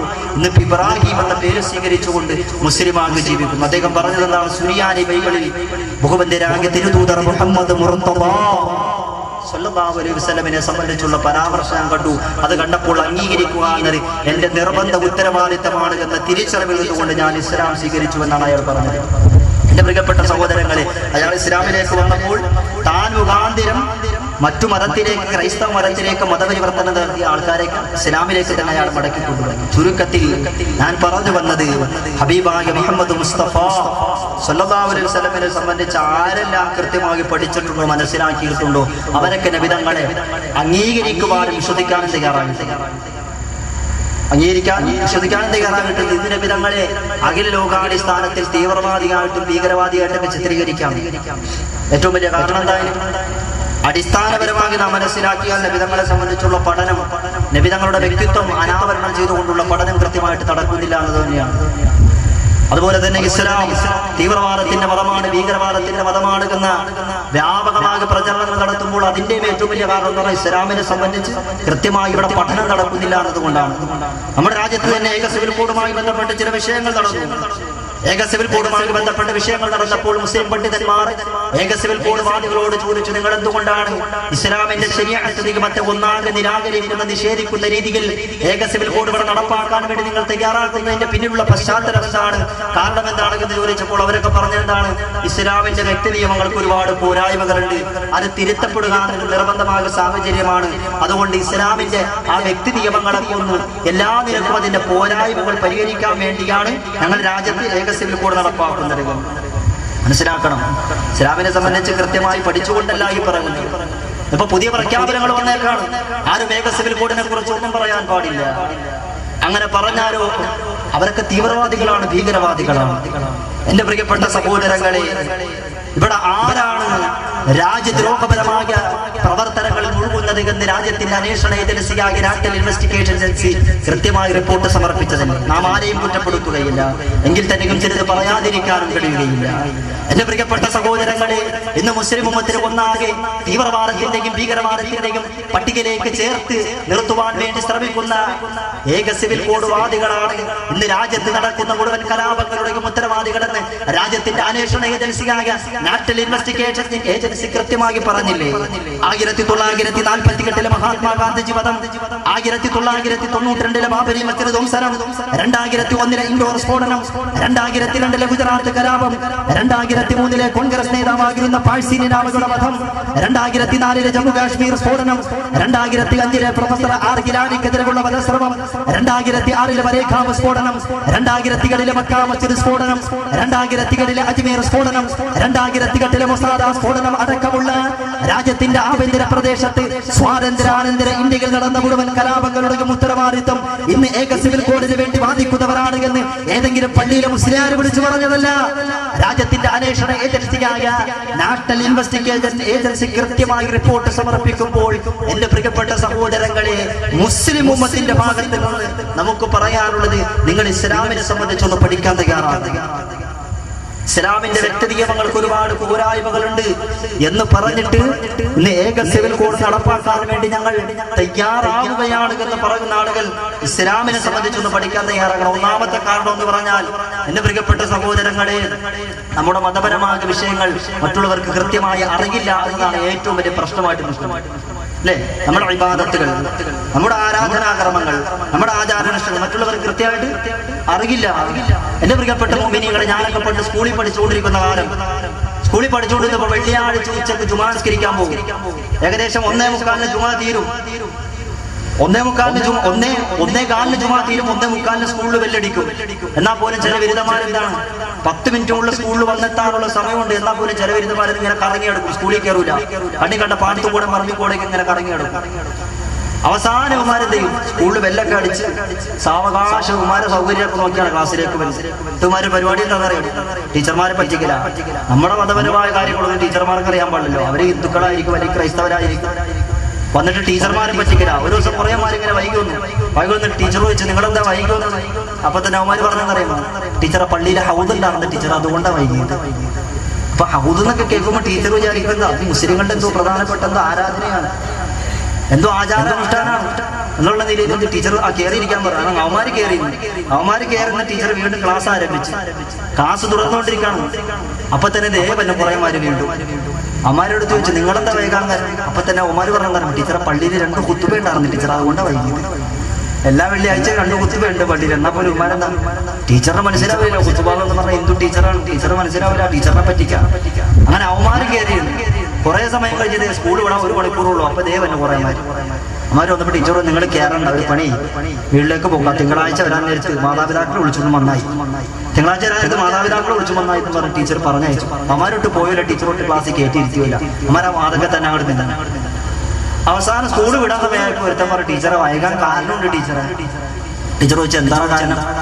ഉടൻ തന്നെ പറഞ്ഞു, ടീച്ചറെ പള്ളിയിൽ മയ്യിത്ത് ഉണ്ട് ടീച്ചർ, അതുകൊണ്ട് ഞങ്ങൾ വൈകി. പള്ളിയിൽ മയ്യിത്ത് നിസ്കാരം ഉണ്ടായിരുന്നു. അപ്പൊ തന്നെ ടീച്ചർ ചോദിച്ചു, മയ്യിത്ത് നിസ്കാരം ഉണ്ടായി, പെട്ടെന്ന് ഇങ്ങോട്ട് പോകാൻ അതങ്ങോട്ട് കഴിഞ്ഞിട്ട്. എന്റെ പൊന്നു ടീച്ചർ, മയ്യിത്ത് നിസ്കാരം എന്ന് പറഞ്ഞാൽ ചുമ്മാ ഇന്ന് നിസ്കാരം എന്നുള്ള 1.5 മണിക്കൂർ അതങ്ങോട്ട് കയ്യണ്ടേ. മയ്യിത്ത് നിസ്കാരം 1.5 മണിക്കൂറുണ്ട്. അങ്ങനെ അവസാനം എന്ത് ചെയ്തു, കയറ്റിയിരുത്തിയപ്പോ തന്നെ ടീച്ചറിന് തൊട്ടി. പിന്നെ ടീച്ചർ ഒരു സന്തോഷ വാർത്ത കിട്ടാം. എന്താണ് സന്തോഷ വാർത്ത? പിന്നെ ടീച്ചറിനൊക്കെ വേണ്ടി ഞങ്ങൾ മയ്യിത്ത് നിസ്കരിച്ചിട്ടുണ്ട്.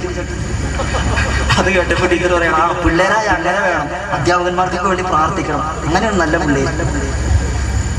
അപ്പൊ ഞാൻ പറഞ്ഞു വന്നത്, മയ്യിത്ത് നിസ്കാരം എന്താണ് ടീച്ചറിന് അറിയാൻ പാടില്ല, ഖുതുബ എന്താണ് ടീച്ചറിന് അറിയാൻ പാടില്ല, ഹൗദ് എന്താണെന്ന് ടീച്ചറിന് അറിയാൻ പാടില്ല എന്നതുപോലെയാണ് വിശുദ്ധ ദീനുൽ ഇസ്ലാമിന്റെ വ്യക്തി നിയമങ്ങളെ, ഇസ്ലാമിന്റെ ശരീഅത്ത് നിയമങ്ങളെ വിമർശിക്കുന്ന വിമർശകർക്ക് ഇസ്ലാമിനെ സംബന്ധിച്ച് ഒരു കുന്തും അറിയാൻ പാടില്ല, ഒരു മണ്ണാങ്കട്ടെ അറിയാൻ പാടില്ല. അതുകൊണ്ട് ഇത് പഠിക്കാൻ തയ്യാറാണെന്ന് നമ്മൾ പറയാം.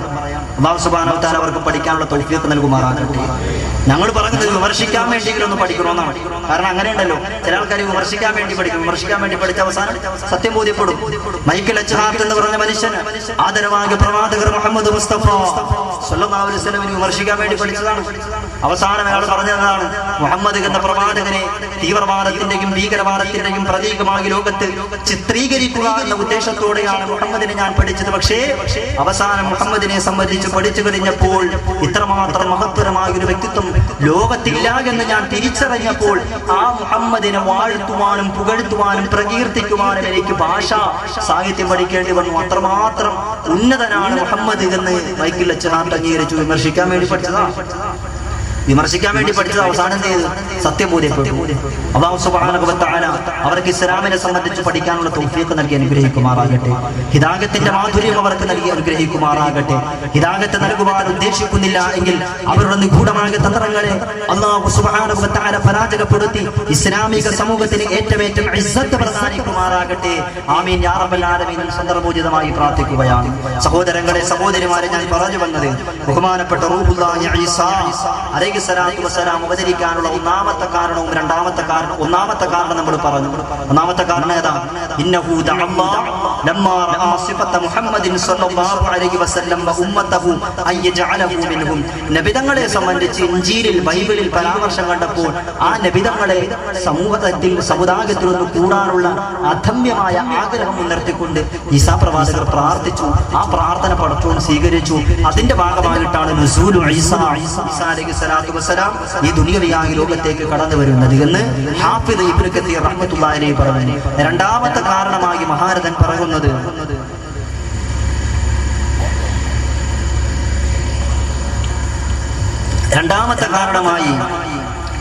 പറയുന്നത് ഈസാ നബി അലൈഹിസ്സലാത്തു വസ്സലാം കടന്നു വരാനുള്ള രണ്ടാമത്തെ കാരണം റദ്ദുൻ അലൽ യഹൂദി ഫീ സഅമിഹിം അന്നഹും ഖതലൂ ഈസാ അലൈഹിസ്സലാത്തു വസ്സലാമിന്റെ ജീവിത കാലഘട്ടത്തിൽ ഒരുപാട് ഉപദ്രവിച്ച, മഹാപ്രവാചകനെ കൊല്ലാൻ വേണ്ടി പരിശ്രമിച്ച ജൂതന്മാരോട് പകരം ചോദിക്കാൻ വേണ്ടിയാണ്, പക വീട്ടാൻ വേണ്ടിയാണ് നുസൂലു ഈസാ നബി അലൈഹിസ്സലാത്തു വസ്സലാം കടന്നു വരുന്നത്. ജൂതന്മാരോട് പകരം ചോദിക്കാൻ വേണ്ടിയാണ്. ഈസാ നബിനെ ഒരുപാട് എടുങ്ങേറെ ചെയ്ത ആൾക്കാരാണ് ആര്? ഈ ജൂതന്മാർ. മഹാപ്രവാചകനായ ഈസാ നബിയെ തന്റെ മാതാവ് പ്രസവിച്ച് കിടന്ന സന്ദർഭത്തിൽ ജൂതന്മാര് വന്നിട്ട് കളിയാക്കി. മഹതിയായ മറിയം ബീവിയെ വ്യഭിചാരിണി എന്ന് വിളിച്ചുകൊണ്ട് ആക്ഷേപിച്ചു. ഈസാ നബിയെ ജാരസന്തതി എന്ന് വിളിച്ചുകൊണ്ട് അധിക്ഷേപിച്ചു. അല്ലേ? ആ സംഭവം നമുക്കറിയാം. മഹതി മണി മറിയം ബീവി തന്നുദരം തന്നില് മന്നവൻ തിരുഹദറിനാലെ റൂഹന്നൂതണ്. മഹിതമായി ഈസാ മസീഹന്ന് വളരണ മശൂറായി കഥകൾ നാട്ടിലെങ്ങും പൊങ്ങണ്. നാട്ടുകാരും വന്നല്ലോ പല ചോദ്യമങ്ങ് തുടർന്നല്ലോ. നാട്ടുകാരും വന്നല്ലോ പല ചോദ്യമങ്ങ് തുടർന്നല്ലോ. പെറ്റുകിടക്കുന്ന ചോരക്കിടാവെന്ന് സത്യവും അങ്ങോദിച്ചൊന്നല്ലോ. പ്രവചക പൂവാണ് പെരിയൊന്റെ നൂറാണ്. പ്രവചക പൂവാണ് പെരിയൊന്റെ നൂറാണ്. വയുകല്ലിമുന്നാസ ഫിൽ മഗ്രിബ കഹ്റൻ വമിന സ്വാലിഹീൻ. ജൂതന്മാർ വന്നുകൊണ്ട് ആക്ഷേപത്തിന്റെ കൂരമ്പുകൾ ബഹുമാനപ്പെട്ട ഈസാ അലൈഹിസ്സലാത്തു വസ്സലാമിനെതിരെ നയിക്കുമ്പോൾ മഹാപ്രവാചകനായ ഈസാ പ്രവാചകർ തൊട്ടിലിൽ കടന്നുകൊണ്ട് പറഞ്ഞു, ഇന്നി റസൂലു റബ്ബിൽ ആലമീൻ. ഞാൻ സർവ്വലോക സംരക്ഷിതാവായ അല്ലാഹു റബ്ബുൽ ഇസ്സത്തിൽ നിന്നും സമുന്നതമായ ദീനുൽ ഇസ്ലാമിന്റെ പ്രബോധനത്തിന് കടന്നു വന്ന പ്രവാചകനാണ് എന്ന് റൂഹുല്ലാഹി ഈസാ തൊട്ടിൽ കിടന്നിട്ട് അവരോട് സംസാരിച്ചു. എന്നിട്ടും അവരെന്ത് ചെയ്ത് അംഗീകരിക്കാൻ തയ്യാറായില്ല. അവരുടെ അഹങ്കാരം അംഗീകരിക്കാൻ അവരെ അനുവദിച്ചില്ല. അങ്ങനെ കാലഘട്ടം അങ്ങനെ കഴിഞ്ഞു നീങ്ങി. ഈസാ പ്രവാചകർ പ്രായപൂർത്തിയായി. അപ്പോഴും ഇസ്ലാമിന്റെ പ്രബോധന കാര്യങ്ങളിൽ ശ്രദ്ധിക്കുകയാണ്. അവരെ വിശ്വസിക്കുവാൻ വേണ്ടി, ജൂതന്മാർ വിശ്വസിക്കാൻ വേണ്ടി മുഅ്ജിസത്തുകൾ, അമാനുഷിക സിദ്ധികൾ ഒരുപാട് പ്രകടിപ്പിച്ചു. പക്ഷേ അതൊന്നും അംഗീകരിക്കാൻ അവർ തയ്യാറായില്ല. എല്ലാ നിലക്കും അവര് ഈസാ നബിയെ അവഹേളിച്ചു, ആക്ഷേപിച്ചു. അവസാനം ഈസാ പ്രവാചകനെ കൊല്ലാൻ വേണ്ടി അവർ ഒരുമിച്ച് കൂടി. തദവസരത്തിൽ ബഹുമാനപ്പെട്ട ആ പ്രവാചകർ തന്റെ മുഅ്ജിസത്തിന്റെ റിസാലത്തിന്റെ ഖൽബ് കൊണ്ട് അത് തിരിച്ചറിഞ്ഞു. വിശുദ്ധമായ ഖുർആൻ പറയുന്നു, ഫലമ്മാ അഹസ്സ ഈസാ മിൻഹുൽ കുഫറ ഖാല മൻ അൻസാരി ഇലല്ലാഹ്. തന്നെ കൊല്ലാൻ വേണ്ടി ജൂതന്മാർ കടന്നു വരുന്നു എന്ന വാർത്ത അറിഞ്ഞപ്പോൾ ഈസാ പ്രവാചകർ സമൂഹ സമക്ഷത്തിലേക്ക് കടന്നു വന്നുകൊണ്ട് ചോദിക്കുകയാണ്, ഖാല മൻ അൻസാരി ഇലല്ലാഹ്. ആരാണ് എന്നെ സഹായിക്കുന്നത്? ആരാണ് എനിക്ക് സഹായ ഹസ്തം നൽകുന്നത്? ഞാൻ വിശുദ്ധ ദീനുൽ ഇസ്ലാമിന്റെ പ്രബോധനത്തിന് വേണ്ടി പറന്നു വന്നതാകെ പ്രവാചകനാണ്. അതുകൊണ്ട് ആരാണ് എന്നെ സഹായിക്കുന്നത്? ജൂതന്മാർ എന്നെ കൊല്ലാൻ വേണ്ടിയുള്ള തന്ത്രം മെനഞ്ഞിരിക്കുകയാണ്. അവർ പടകെടുത്ത് വരികയാണ്. അതുകൊണ്ട് ആരാണ് എനിക്ക് സഹായ ഹസ്തം നൽകുന്നത്? ഖാലൽ ഹവാരിയൂന നഹ്നു അൻസാറുല്ലാഹ്. തദവസരത്തിൽ അപ്പോസ്തലന്മാര് പറഞ്ഞു. അപ്പോസ്തലന്മാരെന്ന് പറഞ്ഞാൽ ബൈബിളിന്റെ കഥകളിൽ പരാമർശിച്ചിട്ടുള്ള യേശുക്രിസ്തുവിനെ ഒറ്റുകൊടുത്ത യൂദാസ് ഉൾപ്പെടെയുള്ള 12ഓളം വരുന്ന ചെറുപ്പക്കാരാണ്. അവർ പറഞ്ഞു, നഹ്നു അൻസാറുല്ലാഹ്, ഞങ്ങൾ അല്ലാഹുവിന്റെ സഹായികളാണ് ഈസ നബിയേ. അതുകൊണ്ട് അങ്ങ് ധൈര്യസമേതം നിലകൊണ്ടുകൊള്ളുക. അങ്ങ് പേടിക്കേണ്ടതില്ല, അങ്ങ് ദുഃഖിക്കേണ്ടതില്ല, അങ്ങ് ഭയപ്പെടേണ്ടതില്ല. ജൂതന്മാർ അങ്ങ് ഒരു ചുക്കും ചെയ്യുകയില്ല. എന്നാൽ എന്റെ പ്രിയപ്പെട്ട സഹോദരങ്ങളെ, സംഭവിച്ചത് മറ്റൊന്നായിരുന്നു. ആ 12ഓളം വരുന്ന ആളുകളിൽപ്പെട്ട ഒരു വ്യക്തി തന്നെ ഈസാ പ്രവാചകനെ, യേശു പ്രവാചകനെ ഒറ്റുകൊടുത്തു. അവസാനം ജൂതന്മാർ ബഹുമാനപ്പെട്ട ആ പ്രവാചകനെ വധിക്കുവാൻ വേണ്ടി കടന്നു വന്നു. പക്ഷേ ഈസാ പ്രവാചകന്റെ രോമത്തിൽ പോലും സ്പർശിക്കാൻ, ഒരു രോമത്തിന് പോലും പോറലേൽപ്പിക്കാൻ അവർക്ക് സാധിച്ചില്ല. വമാ ഖതലൂഹു വമാ സ്വലബൂഹു വലാകിൻ ശുബ്ബിഹ ലഹും. ബഹുമാനപ്പെട്ട ഈസാ നബിയെ കൊല്ലാൻ വേണ്ടി അവർ വന്നു. പക്ഷേ വമാ ഖതലൂഹു വമാ സ്വലബൂഹു വലാകിൻ ശുബ്ബിഹ ലഹും. അവർക്ക് ഈസാ നബിയെ കൊല്ലാൻ കഴിഞ്ഞില്ല, ക്രൂശിക്കാൻ കഴിഞ്ഞില്ല. വലാകിൻ ശുബ്ബിഹ ലഹും, പക്ഷേ അവർക്ക് സദൃശ്യമാക്കപ്പെട്ടു പോയി. പക്ഷേ ജൂതന്മാർ ഒരാളെ കൊന്നു. ആ കൊന്നതാരിയായിരുന്നു? ഈസാ നബിയുടെ മുഖസാദൃശ്യമുള്ള, രൂപസാദൃശ്യമുള്ള, ഫേസ് കട്ടുള്ള മറ്റൊരു വ്യക്തിയായിരുന്നു. ആര് കൊന്നത്? ജൂതന്മാർ കൊന്നത്. എന്നിട്ട് അവന്മാർ പറഞ്ഞു, ഞങ്ങൾ കൊന്നു. കൊന്നു എന്ന് പറഞ്ഞപ്പോൾ എല്ലാവരും അംഗീകരിച്ചു. ആര് വരെ എന്ന് ചോദിച്ചാൽ ഈസാ നബിയുടെ മാതാവായിരുന്ന മറിയം ബീവി വരെ പറഞ്ഞെന്താണ്? എന്റെ മോൻ മരിച്ചുപോയി. മറിയം ബീവി എല്ലാ ദിവസവും ഒരു ഖബർ ഇങ്ങനെ സിയാറത്ത് ചെയ്യാൻ വേണ്ടി പോകും. എല്ലാ ദിവസവും ഇങ്ങനെ ഖബർ സിയാറത്ത് ചെയ്യാൻ വേണ്ടി പോകണം. അപ്പോഴാണ് മുഖറബുൽ അംലാക്ക് മലക്ക് ജിബ്രീൽ അലൈഹിസ്സലാത്തു വസ്സലാം എന്നിട്ട് ചോദിച്ചു, അയിന തുരീദീന, എങ്ങോട്ടായി പോകുന്നത്? എന്തുദ്ദേശിച്ചായി പോകുന്നത്? അപ്പൊ പറഞ്ഞ അസൂറു ഖബറൽ മസീഹ്, ഞാൻ എന്റെ മകനായ മസീഹിന്റെ ഈസയുടെ ഖബർ സിയാറത്ത് ചെയ്യാൻ വേണ്ടി പോകുന്നതാണ്. ഈസയുടെ ഖബർ സിയാറത്ത് ചെയ്യാൻ വേണ്ടി പോകുന്നതാണ്. അപ്പൊ മുഖറബായ മലക്ക് പറഞ്ഞു, ലൈസ ഹാദൽ മസീദ്, മസീഹിന്റെ ഖബറൊന്നുമല്ല. പിന്നെയോ ഇന്നല്ലാഹു ഖദ റഫഅ ഇലൈഹി, നിന്റെ മകനെ അല്ലാഹു സുബ്ഹാനഹു വ തആല വളരെ സുരക്ഷിതനാക്കി വാനലോകത്തേക്ക് ഉയർത്തിയേക്കാണ്. നീ പേടിക്കണ്ട, വാനലോകത്ത് നിന്റെ മകൻ സുരക്ഷിതനാണ് എന്ന് മുഖറബുൽ അംലാക്ക് മലക്ക് ജിബ്രീൽ അലൈഹിസ്സലാത്തു വസ്സലാം മഹദിയായ മറിയം ബീവിയോട് പറഞ്ഞുവെന്നാണ്. അപ്പോഴാണ് മറിയം ബീവിക്ക് ഒരു ആശ്വാസമായത്. എങ്കിൽ തന്നെയും സമൂഹത്തിൽ എല്ലാ ആളുകളും തെറ്റിദ്ധരിച്ചു പോയി. സമൂഹത്തിൽ എല്ലാ ആളുകളും തെറ്റിദ്ധരിച്ചു പോയി. ഇന്നിപ്പോ കാദിയാനികളെന്നൊരു വിഭാഗമുണ്ട്. നമ്മുടെ പെരുമ്പാവൂർ പ്രദേശത്ത് വളയഞ്ചിറങ്ങര ഐരാപുരം ഭാഗത്ത് അവർക്കൊരു പള്ളിയൊക്കെ ഉണ്ട്. ആ ഭാഗത്തെ ഒരുപാട് കാദിയാനികൾ താമസിക്കുന്നുമുണ്ട്. അവർ പറയുന്നത് അറിയുമോ? ഈസാ അലൈഹിസ്സലാത്തു വസ്സലാം മരിച്ചുപോയി എന്നാണ്. ഈസാനബിനെ ജൂതന്മാർ കൊന്നില്ല, പിന്നെ ഈസാനബി മരിച്ചുപോയി. ഇന്ത്യയിൽ പ്രബോധനാവശ്യാർത്ഥം വന്നപ്പോൾ ജമ്മു കാശ്മീരിൽ വെച്ചാണ് ഈസാനബി മരിച്ചത്. അവിടെ ഈസാനബിയുടെ ഖബർ ഉണ്ടെന്നാണ് ആര് പറയുന്നത്? കാദിയാനികൾ പറയുന്നത്. എന്നാൽ യഥാർത്ഥത്തിൽ ഇവരുടെ ഈ വാദം, ഈ അഭിപ്രായം വിശുദ്ധമായ ഖുർആനിനോടും ഹദീസിനോടും വൈരുദ്ധ്യമായി നിൽക്കുന്ന ഒരു വാദമാണ്. യഥാർത്ഥത്തിൽ ഈസാ നബി മരിച്ചിട്ടില്ല. ഒരു പക്ഷേ അവർ പറയുന്നത് പ്രകാരം ഇന്ത്യയിൽ ഒരു പക്ഷേ വന്നിട്ടുണ്ടാകാം. ഈസാ നബി ഇന്ത്യയിൽ ഒരു പക്ഷേ വന്നിട്ടുണ്ടാകാം. കാരണം ഈസാ നബിയെ സംബന്ധിച്ച് പറയുന്നത് മസീഹ് എന്നാണല്ലോ. യേശു മിശിഹ ഈസാ മസീഹ്. മസീഹ് എന്ന് പറഞ്ഞാൽ അതിന്റെ അർത്ഥം എന്താ? ഒരർത്ഥം പണ്ഡിതന്മാർ പഠിപ്പിക്കുന്നത് ലോകത്ത് ആകമാനം നന്മയുമായി സഞ്ചരിച്ചവൻ എന്നാണ് അർത്ഥം. അങ്ങനെ വരുമ്പോൾ ഒരു പക്ഷേ ഇന്ത്യയിലും വന്നിട്ടുണ്ടാകാം. അതുപോലെ തന്നെ ദജ്ജാലിനെ സംബന്ധിച്ച് മസീഹ് എന്ന് പറയാറുണ്ട്. വമിൻ ഫിത്നത്തിൽ മഹിയാ വൽ മമാതി വമിൻ ഫിത്നത്തിൽ മസീഹ് ദജ്ജാൽ. ദജ്ജാലിനെ സംബന്ധിച്ച് മസീഹ് എന്ന് പറയാറുണ്ട്. ദജ്ജാലിനെ സംബന്ധിച്ച് മസീഹ് എന്ന് പറയാനുള്ള കാരണം, ഇനി അവൻ കടന്നു വരും ലോകത്താകെ കുഴപ്പം വിതച്ചുകൊണ്ട്, ലോകത്തിന്റെ എല്ലാ പ്രദേശങ്ങളിലും വല്ലാത്ത ഫിത്ന വിതച്ചുകൊണ്ട് കടന്നു വരും. അതുകൊണ്ടാണ് അവനെ സംബന്ധിച്ച് മസീഹ് എന്ന് പറയുന്നത്. അപ്പൊ ഞാൻ പറഞ്ഞു വന്നത്, ഒരുപക്ഷെ കാദിയാനികൾ പറയുന്ന പ്രകാരം ഇന്ത്യയിൽ ഒരുപക്ഷെ പ്രബോധനത്തിന് വേണ്ടി വന്നിട്ടുണ്ടാകാം.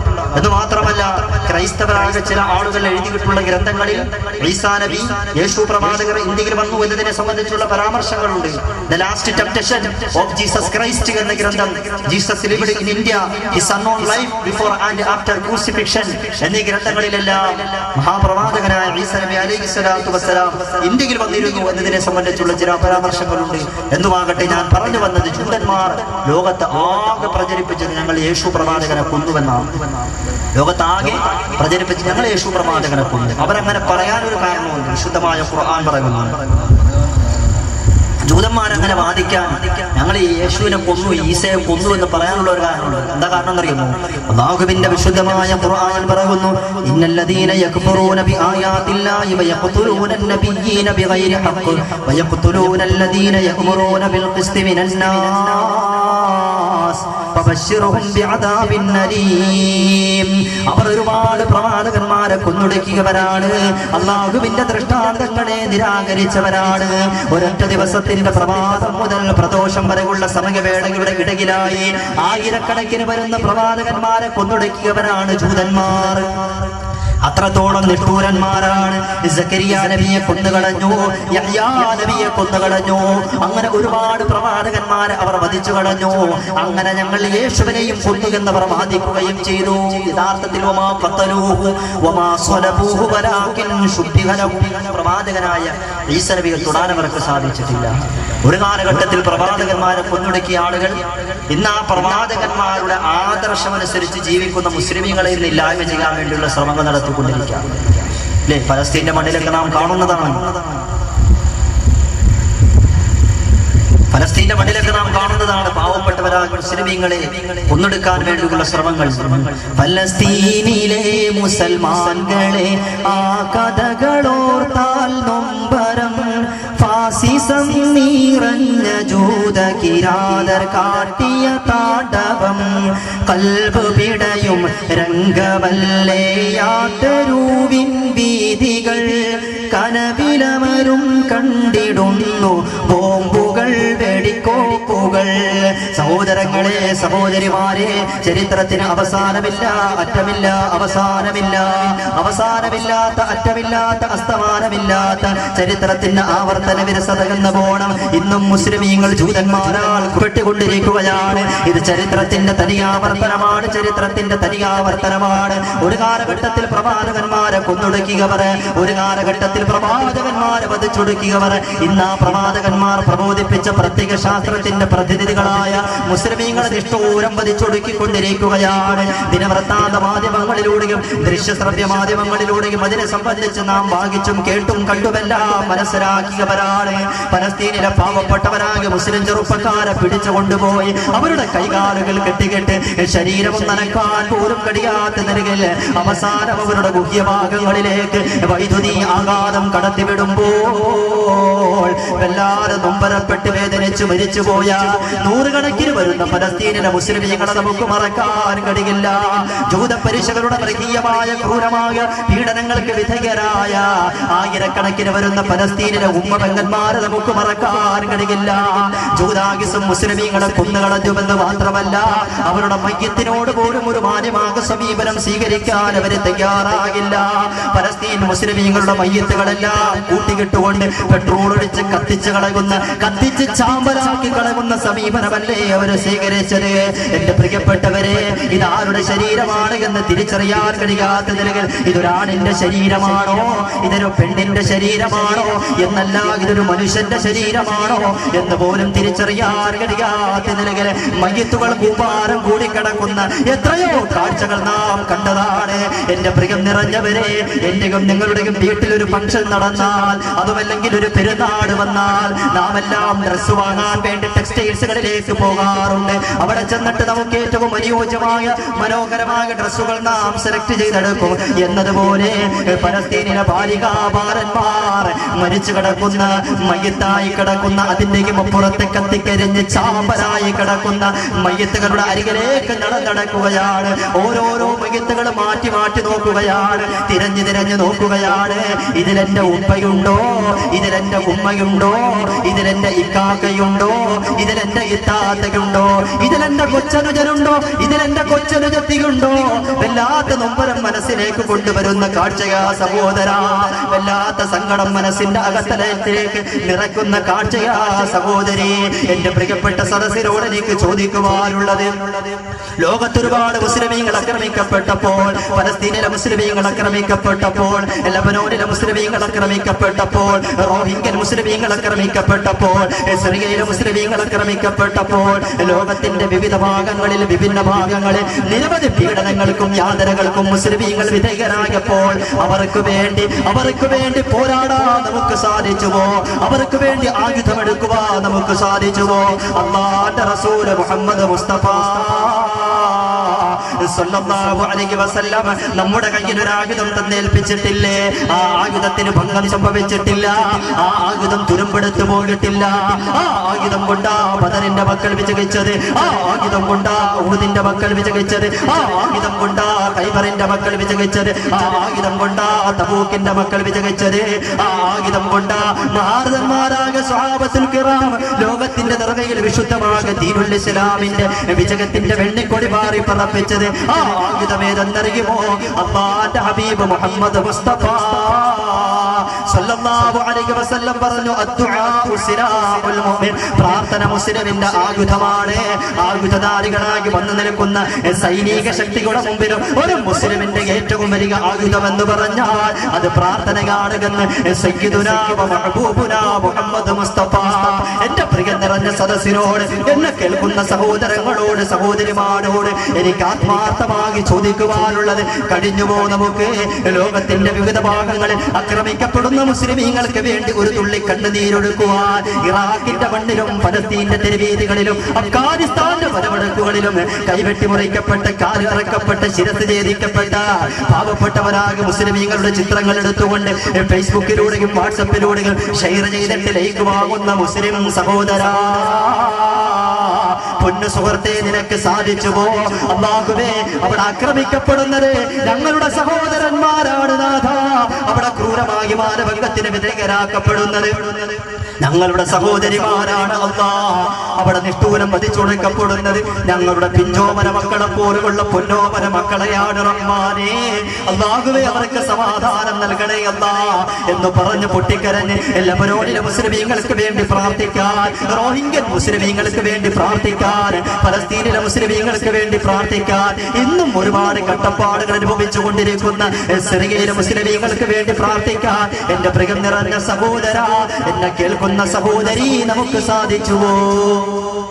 അല്ലാഹുവിന്റെ വലിയ അനുഗ്രഹത്താൽ നാമൊക്കെ വലിയ സമാധാനത്തിൽ ജീവിക്കുന്നവരാണ്. അല്ലാഹു തആല ഈ സമാധാനം നിലനിർത്തി അനുഗ്രഹിക്കുമാറാകട്ടെ. വർഗീയ കലാപങ്ങളെ തൊട്ട് നമ്മുടെ നാടിനെ എല്ലാ നിരക്കും പടച്ച തമ്പുരാൻ രക്ഷിക്കുമാറാകട്ടെ.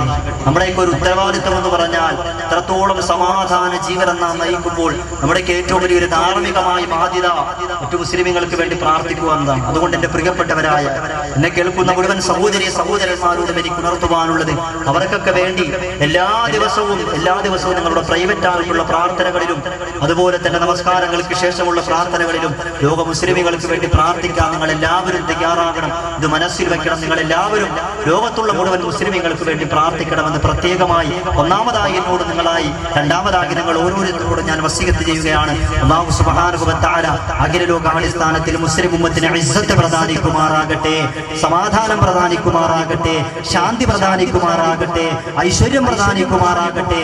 അതിലുപരിയായി ഇസ്ലാമിക രാജ്യങ്ങളുടെ ഇടയിൽ റബ്ബ് സുബ്ഹാനഹു വ തആല ഐക്യം പ്രദാനിച്ച് അനുഗ്രഹിക്കുമാറാകട്ടെ. ആമീൻ യാ റബ്ബൽ ആലമീൻ. എന്റെ പ്രിയപ്പെട്ടവരെ, ലോകത്തൊന്നാകെ ഇസ്ലാമിനെ ജൂതന്മാർ എല്ലാ നിലക്കും ഇല്ലായ്മ ചെയ്യാൻ വേണ്ടിയുള്ള ശ്രമങ്ങളാണ്.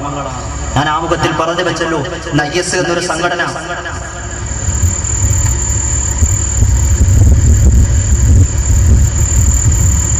IS എന്നൊരു സംഘടന രൂപീകരിക്കപ്പെട്ടിരിക്കുന്നു. IS എന്ന സംഘടനയെ സംബന്ധിച്ച് നാം ഇന്ന് കേൾക്കുമ്പോൾ, വാർത്തകളിൽ കാണുമ്പോൾ 14 സംവത്സരങ്ങൾക്കപ്പുറത്ത് നമ്മുടെ പ്രവാചകർ സയ്യിദുനാ വ മഅ്ശൂഖുനാ വ മഹബൂബുനാ മുഹമ്മദ് മുസ്തഫ സല്ലല്ലാഹു അലൈഹി വസല്ലമിന്റെ ഹദീസുകളൊക്കെ പരിശോധിക്കുമ്പോൾ പ്രവാചകൻ പ്രവചിച്ചതുപോലെ നമുക്ക് അനുഭവപ്പെടുകയാണ്. അല്ലാഹുവിന്റെ പ്രവാചകന്റെ ഹദീസിൽ നമുക്ക് കാണാം, ആദരവായ പ്രവാചകർ മുഹമ്മദ് മുർത്തദ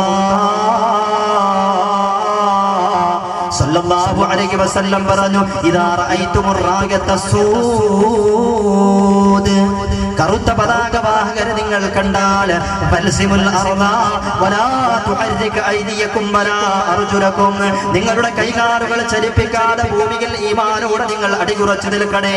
എന്റെ പ്രിയപ്പെട്ട സഹോദരങ്ങളെ, കറുത്ത പതാകവാഹകരായി നിരവധി സംഘങ്ങൾ ലോകത്തേക്ക് കടന്നു വന്നിട്ടുണ്ട്.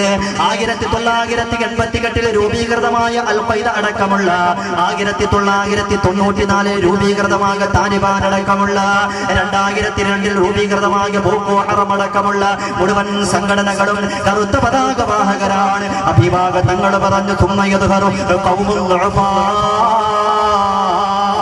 പിന്നെ ആ കറുത്ത പതാകയും വഹിച്ചുകൊണ്ട് ഒരു ഭാഗം ഈമാനില്ലാത്ത ഒരു സംഘം ആളുകൾ കടന്നു വരും. അല്ലാഹുവിന്റെ റസൂൽ പറഞ്ഞു ഖുലൂബുഹും കസുബുദിൽ ഹദീദ്, അവരുടെ ഹൃദയങ്ങൾ ഇരുമ്പ് പോലെ ഉറച്ചവരാണ്. കാരുണ്യമില്ലാത്തവർ, കരുണയില്ലാത്തവർ, മനുഷ്യത്വമില്ലാത്തവർ, മനുഷ്യത്വരഹിതമായ പ്രവർത്തനങ്ങൾ കൊണ്ട് ജീവിതത്തിൽ സമീപിക്കുന്നവർ, അങ്ങനെ ഒരു ഭാഗം ആളുകൾ കടന്നു വരുമെന്ന് സയ്യിദുനാ മുഹമ്മദ് മുസ്തഫ. സഹോദരങ്ങളെ, അല്ലാഹുവിന്റെ റസൂലിന്റെ ഹദീസ് നാം ചർച്ച ചെയ്യുമ്പോൾ, നാം ഇത് പറയുമ്പോൾ കേൾക്കുമ്പോൾ 14 സംവത്സരങ്ങൾക്കപ്പുറത്തെ ഇന്ന് നാം ലോകത്ത് കാണുന്ന ഏറ്റവും വലിയ തീവ്രവാദ ഭീകരവാദ സംഘടനയായ ഐഎസിനെ സംബന്ധിച്ച് പോലും അഭിഭാഗത്തങ്ങൾ പ്രവചിച്ചതുപോലെ നമുക്ക് അനുഭവപ്പെടുകയാണ്. പ്രവാചകൻ പരാമർശിച്ചതുപോലെ നമുക്ക് അനുഭവപ്പെടുകയാണ്. ആദരവാകി നബിതങ്ങൾ പറഞ്ഞു അസ്മാഉഹുൽ കുനാ, അവരുടെ നാമങ്ങൾ കുഞ്ഞിയത്തെ അരവുകളായിരിക്കും. അഥവാ ആ സംഘടനയിൽ പ്രവർത്തിക്കുന്ന ആളുകളുടെ നാമങ്ങൾ ഒന്നുകിൽ പിതാവിലേക്ക് ചേർത്തുകൊണ്ട് പേരിടുന്നവരാണ്, അതുമല്ലെങ്കിൽ സന്താനങ്ങളിലേക്ക് ചേർത്തുകൊണ്ട് പേരിടുന്നവരാണ്. അവരുടെ പേരിന്റെ പിന്നിൽ അവർ താമസിക്കുന്നതായ പട്ടണങ്ങളുടെയും ഗ്രാമപ്രദേശങ്ങളുടെയും പേരുകൾ ഉണ്ടാകും. സറഖാവിക്കെന്നും ഹലബിക്കെന്നും ബഗ്ദാദിക്കെന്നുമുള്ള നിലയിലുള്ള പേരുകൾ അവർ ചേർത്ത് വയ്ക്കും. അല്ലാഹുവിന്റെ ഹബീബ് വീണ്ടും പറഞ്ഞു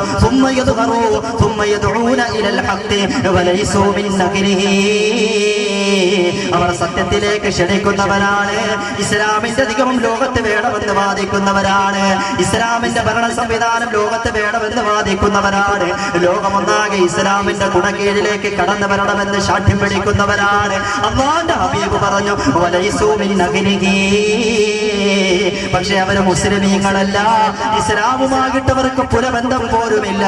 സഹോദരങ്ങളെ, ഇന്ന് നാം കാണുന്ന ഐഎസ് എന്ന സംഘടന അത് ഇസ്ലാമിന്റെ സൃഷ്ടിക്കല്ല, ഏതെങ്കിലും മുസ്ലിം രാജ്യങ്ങളുടെ സൃഷ്ടിക്കല്ല, ഏതെങ്കിലും മുസ്ലിമീങ്ങളായ വ്യക്തികളുടെ സൃഷ്ടിക്കല്ല. അമേരിക്കയുടെ രഹസ്യാന്വേഷണ ഏജൻസിയായ സിഐയുടെയും അതുപോലെ തന്നെ ഇസ്രായേൽ എന്ന ജൂതരാഷ്ട്രത്തിന്റെ രഹസ്യാന്വേഷണ ചാര സംഘടനയായ മൊസാദിന്റെയും സംയുക്ത ആഭിമുഖ്യത്താൽ സംഘടിപ്പിക്കപ്പെട്ടിരിക്കുന്ന രൂപീകരിക്കപ്പെട്ടിരിക്കുന്ന സംഘടനയാണ്. അല്ലാഹുവിന്റെ ഹബീബിന്റെ ഈ ഹദീസുകൾ കേൾക്കുമ്പോൾ 14 സംവത്സരങ്ങൾക്കപ്പുറത്ത് ഇന്ന് നാം അഭിമുഖീകരിച്ചു കൊണ്ടിരിക്കുന്ന വർത്തമാന സമൂഹത്തിന്റെ ഏറ്റവും വലിയ പ്രശ്നമായ ഐഎസ് എന്ന സംഘടനയെ സംബന്ധിച്ച് പോലും, ഇത്തരത്തിലുള്ള തീവ്രവാദ ഭീകരവാദ സംഘടനകളെ സംബന്ധിച്ച് പോലും അല്ലാഹുവിന്റെ ഹബീബ് മുഹമ്മദ് മുസ്തഫ സല്ലല്ലാഹു അലൈഹി വസല്ലം പരാമർശിച്ചതുപോലെ നമുക്ക് അനുഭവപ്പെടുകയാണ്. അല്ലാഹുവിന്റെ റസൂൽ പറഞ്ഞു യദഊന ഇലൽ ഹഖ്, അവർ സത്യത്തിലേക്ക് ക്ഷണിക്കും. എല്ലാവരും ഇസ്ലാം സ്വീകരിക്കണമെന്ന് അവർ പറയും. അതിനുവേണ്ടി അവർ അക്രമങ്ങൾ നടത്തും. ഇരുമ്പ് പോലെ ഉറച്ച മനസ്സുള്ളവരാണ്. മനുഷ്യത്വം അവരിൽ നിന്ന് പ്രതീക്ഷിക്കാൻ പറ്റൂല, കാരുണ്യം അവരിൽ നിന്ന് പ്രതീക്ഷിക്കാൻ പറ്റൂല, കരുണ അവരിൽ നിന്ന് പ്രതീക്ഷിക്കാൻ പറ്റൂല. മനുഷ്യത്വരഹിതമായ നിലപാടുകൾ സ്വീകരിക്കുന്നവർ. അങ്ങനെ എല്ലാ നിലക്കും ഇസ്ലാം ലോകത്ത് വേണമെന്ന് പറയുമ്പോൾ തന്നെ അവർ ഇസ്ലാമിന്റെ വക്താക്കളല്ല, അകന്ന് സയ്യിദുനാ വ മഹബൂബുനാ വ മഅശൂഖുനാ മുഹമ്മദ് മുസ്തഫ സല്ലല്ലാഹു അലൈഹി വസല്ലം റസൂൽ ഹദീസ് കേൾക്കുമ്പോൾ അത്തരത്തിലുള്ള സംഘടനകളെ സംബന്ധിച്ച് പ്രവാചകൻ പ്രവചിച്ചതുപോലെ നമുക്ക് അനുഭവപ്പെടുകയാണ്. എന്തുമാകട്ടെ, ഇന്ന് ഇസ്ലാമിനെ തകർക്കാൻ വേണ്ടിയാണ്, ഇസ്ലാമിനെ നിഷ്കാസനം ചെയ്യാൻ വേണ്ടിയാണ്, ഇസ്ലാമിന്റെ മുഖം കെടുത്താൻ വേണ്ടിയാണ് ഇത്തരത്തിലുള്ള സംഘടനകൾ രൂപീകരിക്കപ്പെട്ടിരിക്കുന്നത് എങ്കിൽ ജൂദായിസത്തോട് നമുക്ക് വിളിച്ചു പറയാനുള്ളത് വിശുദ്ധമായ ഖുർആനിലെ ഒറ്റ ആയത്ത് മാത്രം. ഇസ്ലാമിന്റെ മുഖം കെടുത്താനും ഇസ്ലാമിനെ ഒന്നാകെ തകർക്കുക എന്ന നിഗൂഢമായ ലക്ഷ്യം മുന്നിൽ വെച്ചുകൊണ്ടാണ് ഇത്തരത്തിലുള്ള സംഘടനകൾ രൂപീകരിക്കപ്പെട്ടിരിക്കുന്നത് എങ്കിൽ ലോകത്ത് ഇന്ന് അങ്ങനെയുള്ള സംഘടനകളെ പടച്ചുവിടുന്ന ജൂതന്മാരോട് വിശുദ്ധമായ ഖുർആനിൽ ഒരു അറ്റാകത്ത് മാത്രം. അല്ലാഹുവിന്റെ വിശുദ്ധമായ ഖുർആൻ പറഞ്ഞു വലില്ലാഹിൽ ഇസ്സത്തു വലിറസൂലിഹി വലിൽ മുഅ്മിനീൻ. ലോകത്തിന്റെ അണ്ടകടാകത്തിന്റെ അവസാനം കുറിക്കുന്ന നാൾ വരെ പ്രസ്റ്റീജ്, അഭിമാനം, ഇസ്സത്ത് അത് നിലനിൽക്കുന്നത് അല്ലാഹുവിനും അവന്റെ പ്രവാചകരിലുമാണ്. അല്ലാഹുവിനെയും അവന്റെ പ്രവാചകരെയും അകമഴിഞ്ഞ അനുധാവനം ചെയ്യുന്ന മുസ്ലിമീങ്ങളിലുമാണ് എന്ന് അല്ലാഹുവിന്റെ വിശുദ്ധ ഖുർആൻ.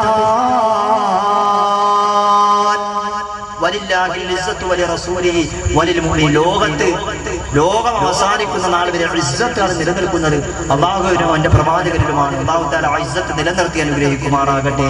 ആ ഇസ്സത്തുള്ള സമുദായത്തിന്റെ അംഗങ്ങളായി ഇസ്സത്തോടെ ജീവിക്കാൻ പടച്ചവൻ നമുക്ക് തൗഫീഖ് നൽകുമാറാകട്ടെ. ആമീൻ യാ റബ്ബൽ ആലമീൻ. സഹോദരങ്ങളെ, രണ്ട് വിഷയങ്ങൾ നാം പരാമർശിച്ചു കഴിഞ്ഞു. നുസൂലു ഈസാ നബി അലൈഹി സ്വലാത്തു വസ്സലാമിന്റെ അവതരണവുമായി ബന്ധപ്പെട്ട് ഒന്നാമതായി നാം പറഞ്ഞത് ബഹുമാനപ്പെട്ട ഈസാ നബി മുഹമ്മദുർ റസൂലുള്ളാഹി സ്വല്ലല്ലാഹു അലൈഹി വസല്ലമിന്റെ ഉമ്മത്തിൽപ്പെടാനുള്ള ആഗ്രഹം മുന്നിൽ വെച്ചുകൊണ്ട് പ്രാർത്ഥിച്ചു. ആ പ്രാർത്ഥന പടച്ചവൻ സ്വീകരിച്ചു. അതിന്റെ ഫലമായിട്ടാണ് വരുന്നത്. രണ്ടാമത് പറഞ്ഞത് ജൂതന്മാരെ ഒന്നാകെ തച്ചു തകർക്കാൻ വേണ്ടിയാണ്, ജൂതാഗിസത്തിന് വെല്ലുവിളിയായിട്ടാണ് ഈസാ നബി വരുന്നത്. മൂന്നാമത്തെ കാരണമായി ഹാഫിദ് ഇബ്നു കസീർ റഹ്മത്തുള്ളാഹി അലൈഹി പറയുന്നു. മൂന്നാമത്തെ കാരണമായി ഹാഫിദ് ഇബ്നു കസീർ റഹ്മത്തുള്ളാഹി അലൈഹി പറയുന്നു, ഖുറൂജു മസീഹ് ദജ്ജാൽ ഫയഖ്തുലുഹു ഈസ ഇബ്നു മറിയം. ലോകത്ത് ഒന്നാകെ കുഴപ്പങ്ങൾ സൃഷ്ടിച്ചുകൊണ്ട്, പ്രശ്നങ്ങൾ വിതച്ചുകൊണ്ട് കടന്നു വരുന്ന ദജ്ജാലിനെ വധിക്കുവാൻ വേണ്ടിയാണ് നുസൂലു ഈസാ നബി അലൈഹി സ്വലാത്തു വസ്സലാം കടന്നു വരുന്നത്. ദജ്ജാലിനെ കൊല്ലാൻ വേണ്ടിയാണ്. ദജ്ജാൽ എപ്പോഴാണ് വരുന്നത്? ദജ്ജാല് വരിക, യഅജൂജ് മഅജൂജ് വരിക, ദാവത്തുൽ അർദ് വരിക. അതുപോലെ തന്നെ ലോകത്തെ സൂര്യൻ പടിഞ്ഞാറ് ഉദിക്കുക. ഇതൊക്കെ ലോകാവസാനത്തിന്റെ അടയാളങ്ങളാണ്.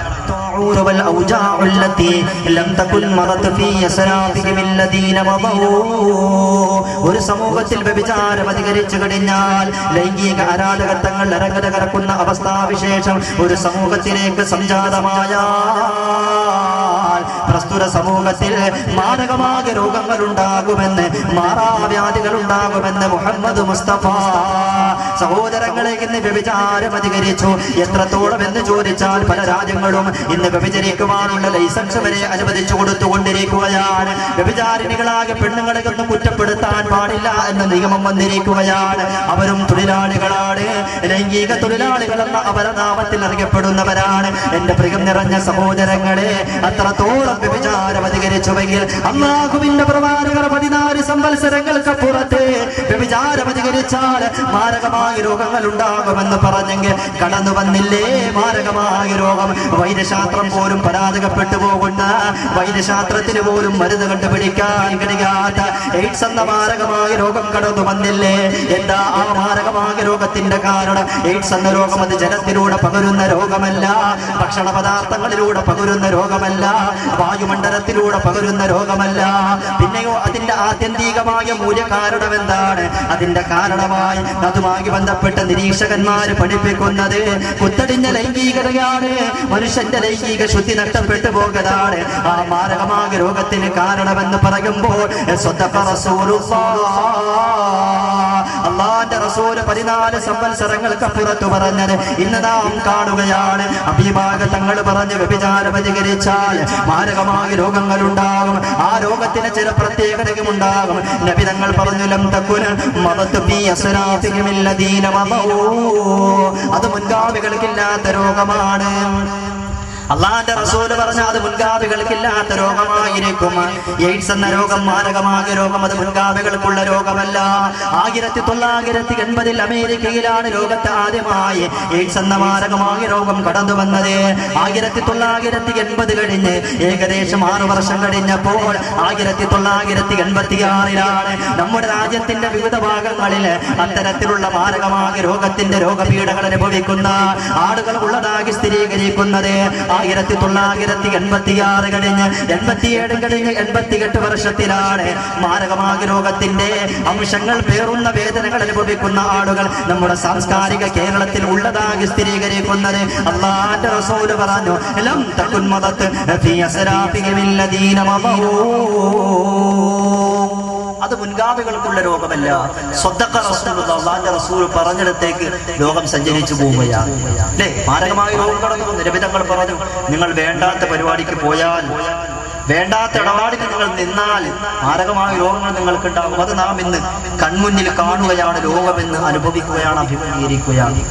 എന്റെ പ്രിയപ്പെട്ട സഹോദരങ്ങളെ, ഞാൻ പറഞ്ഞു വന്നത് ഇങ്ങനെ വ്യഭിചാരം അധികരിക്കുമ്പോൾ ഇത്തരത്തിലുള്ള പ്രശ്നങ്ങൾ ഉണ്ടാകുമെന്നതുപോലെ തന്നെ ദജ്ജാൽ വരാനും കാരണമാകുമെന്ന് സയ്യിദുനാ മുഹമ്മദ് മുസ്തഫ സല്ലല്ലാഹു അലൈഹി വസല്ലം. ഒന്നാമത്തെ കാരണം അതാണ്. എത്രത്തോളം വ്യഭിചാരം അധികരിക്കും, ഏതൊരു സമൂഹത്തിലേക്ക് ആ ദജ്ജാൽ വ്യഭിചാരം അധികരിക്കും, എത്രത്തോളം അധികരിക്കുമെന്നറിയോ? സ്വന്തം മാതാവിനോട് പോലും ലൈംഗികമായ വൈകൃതങ്ങൾ പ്രകടിപ്പിക്കുന്ന മക്കളുടെ കാലഘട്ടത്തിന്റെ മധ്യത്തിലാണ് ഏറ്റവും വലിയ കുഴപ്പക്കാരനായ ഖുറൂജ് മസീഹ് ദജ്ജാൽ കടന്നു വരുന്നത് എന്ന് സയ്യിദുനാ മുഹമ്മദ് മുസ്തഫ. ഏറ്റവും മോശപ്പെട്ട ഒരു കാലഘട്ടത്തിന്റെ മധ്യത്തിൽ അല്ലേ? പത്രമാധ്യമങ്ങളിലൂടെ വായിക്കുന്നവരാണ്.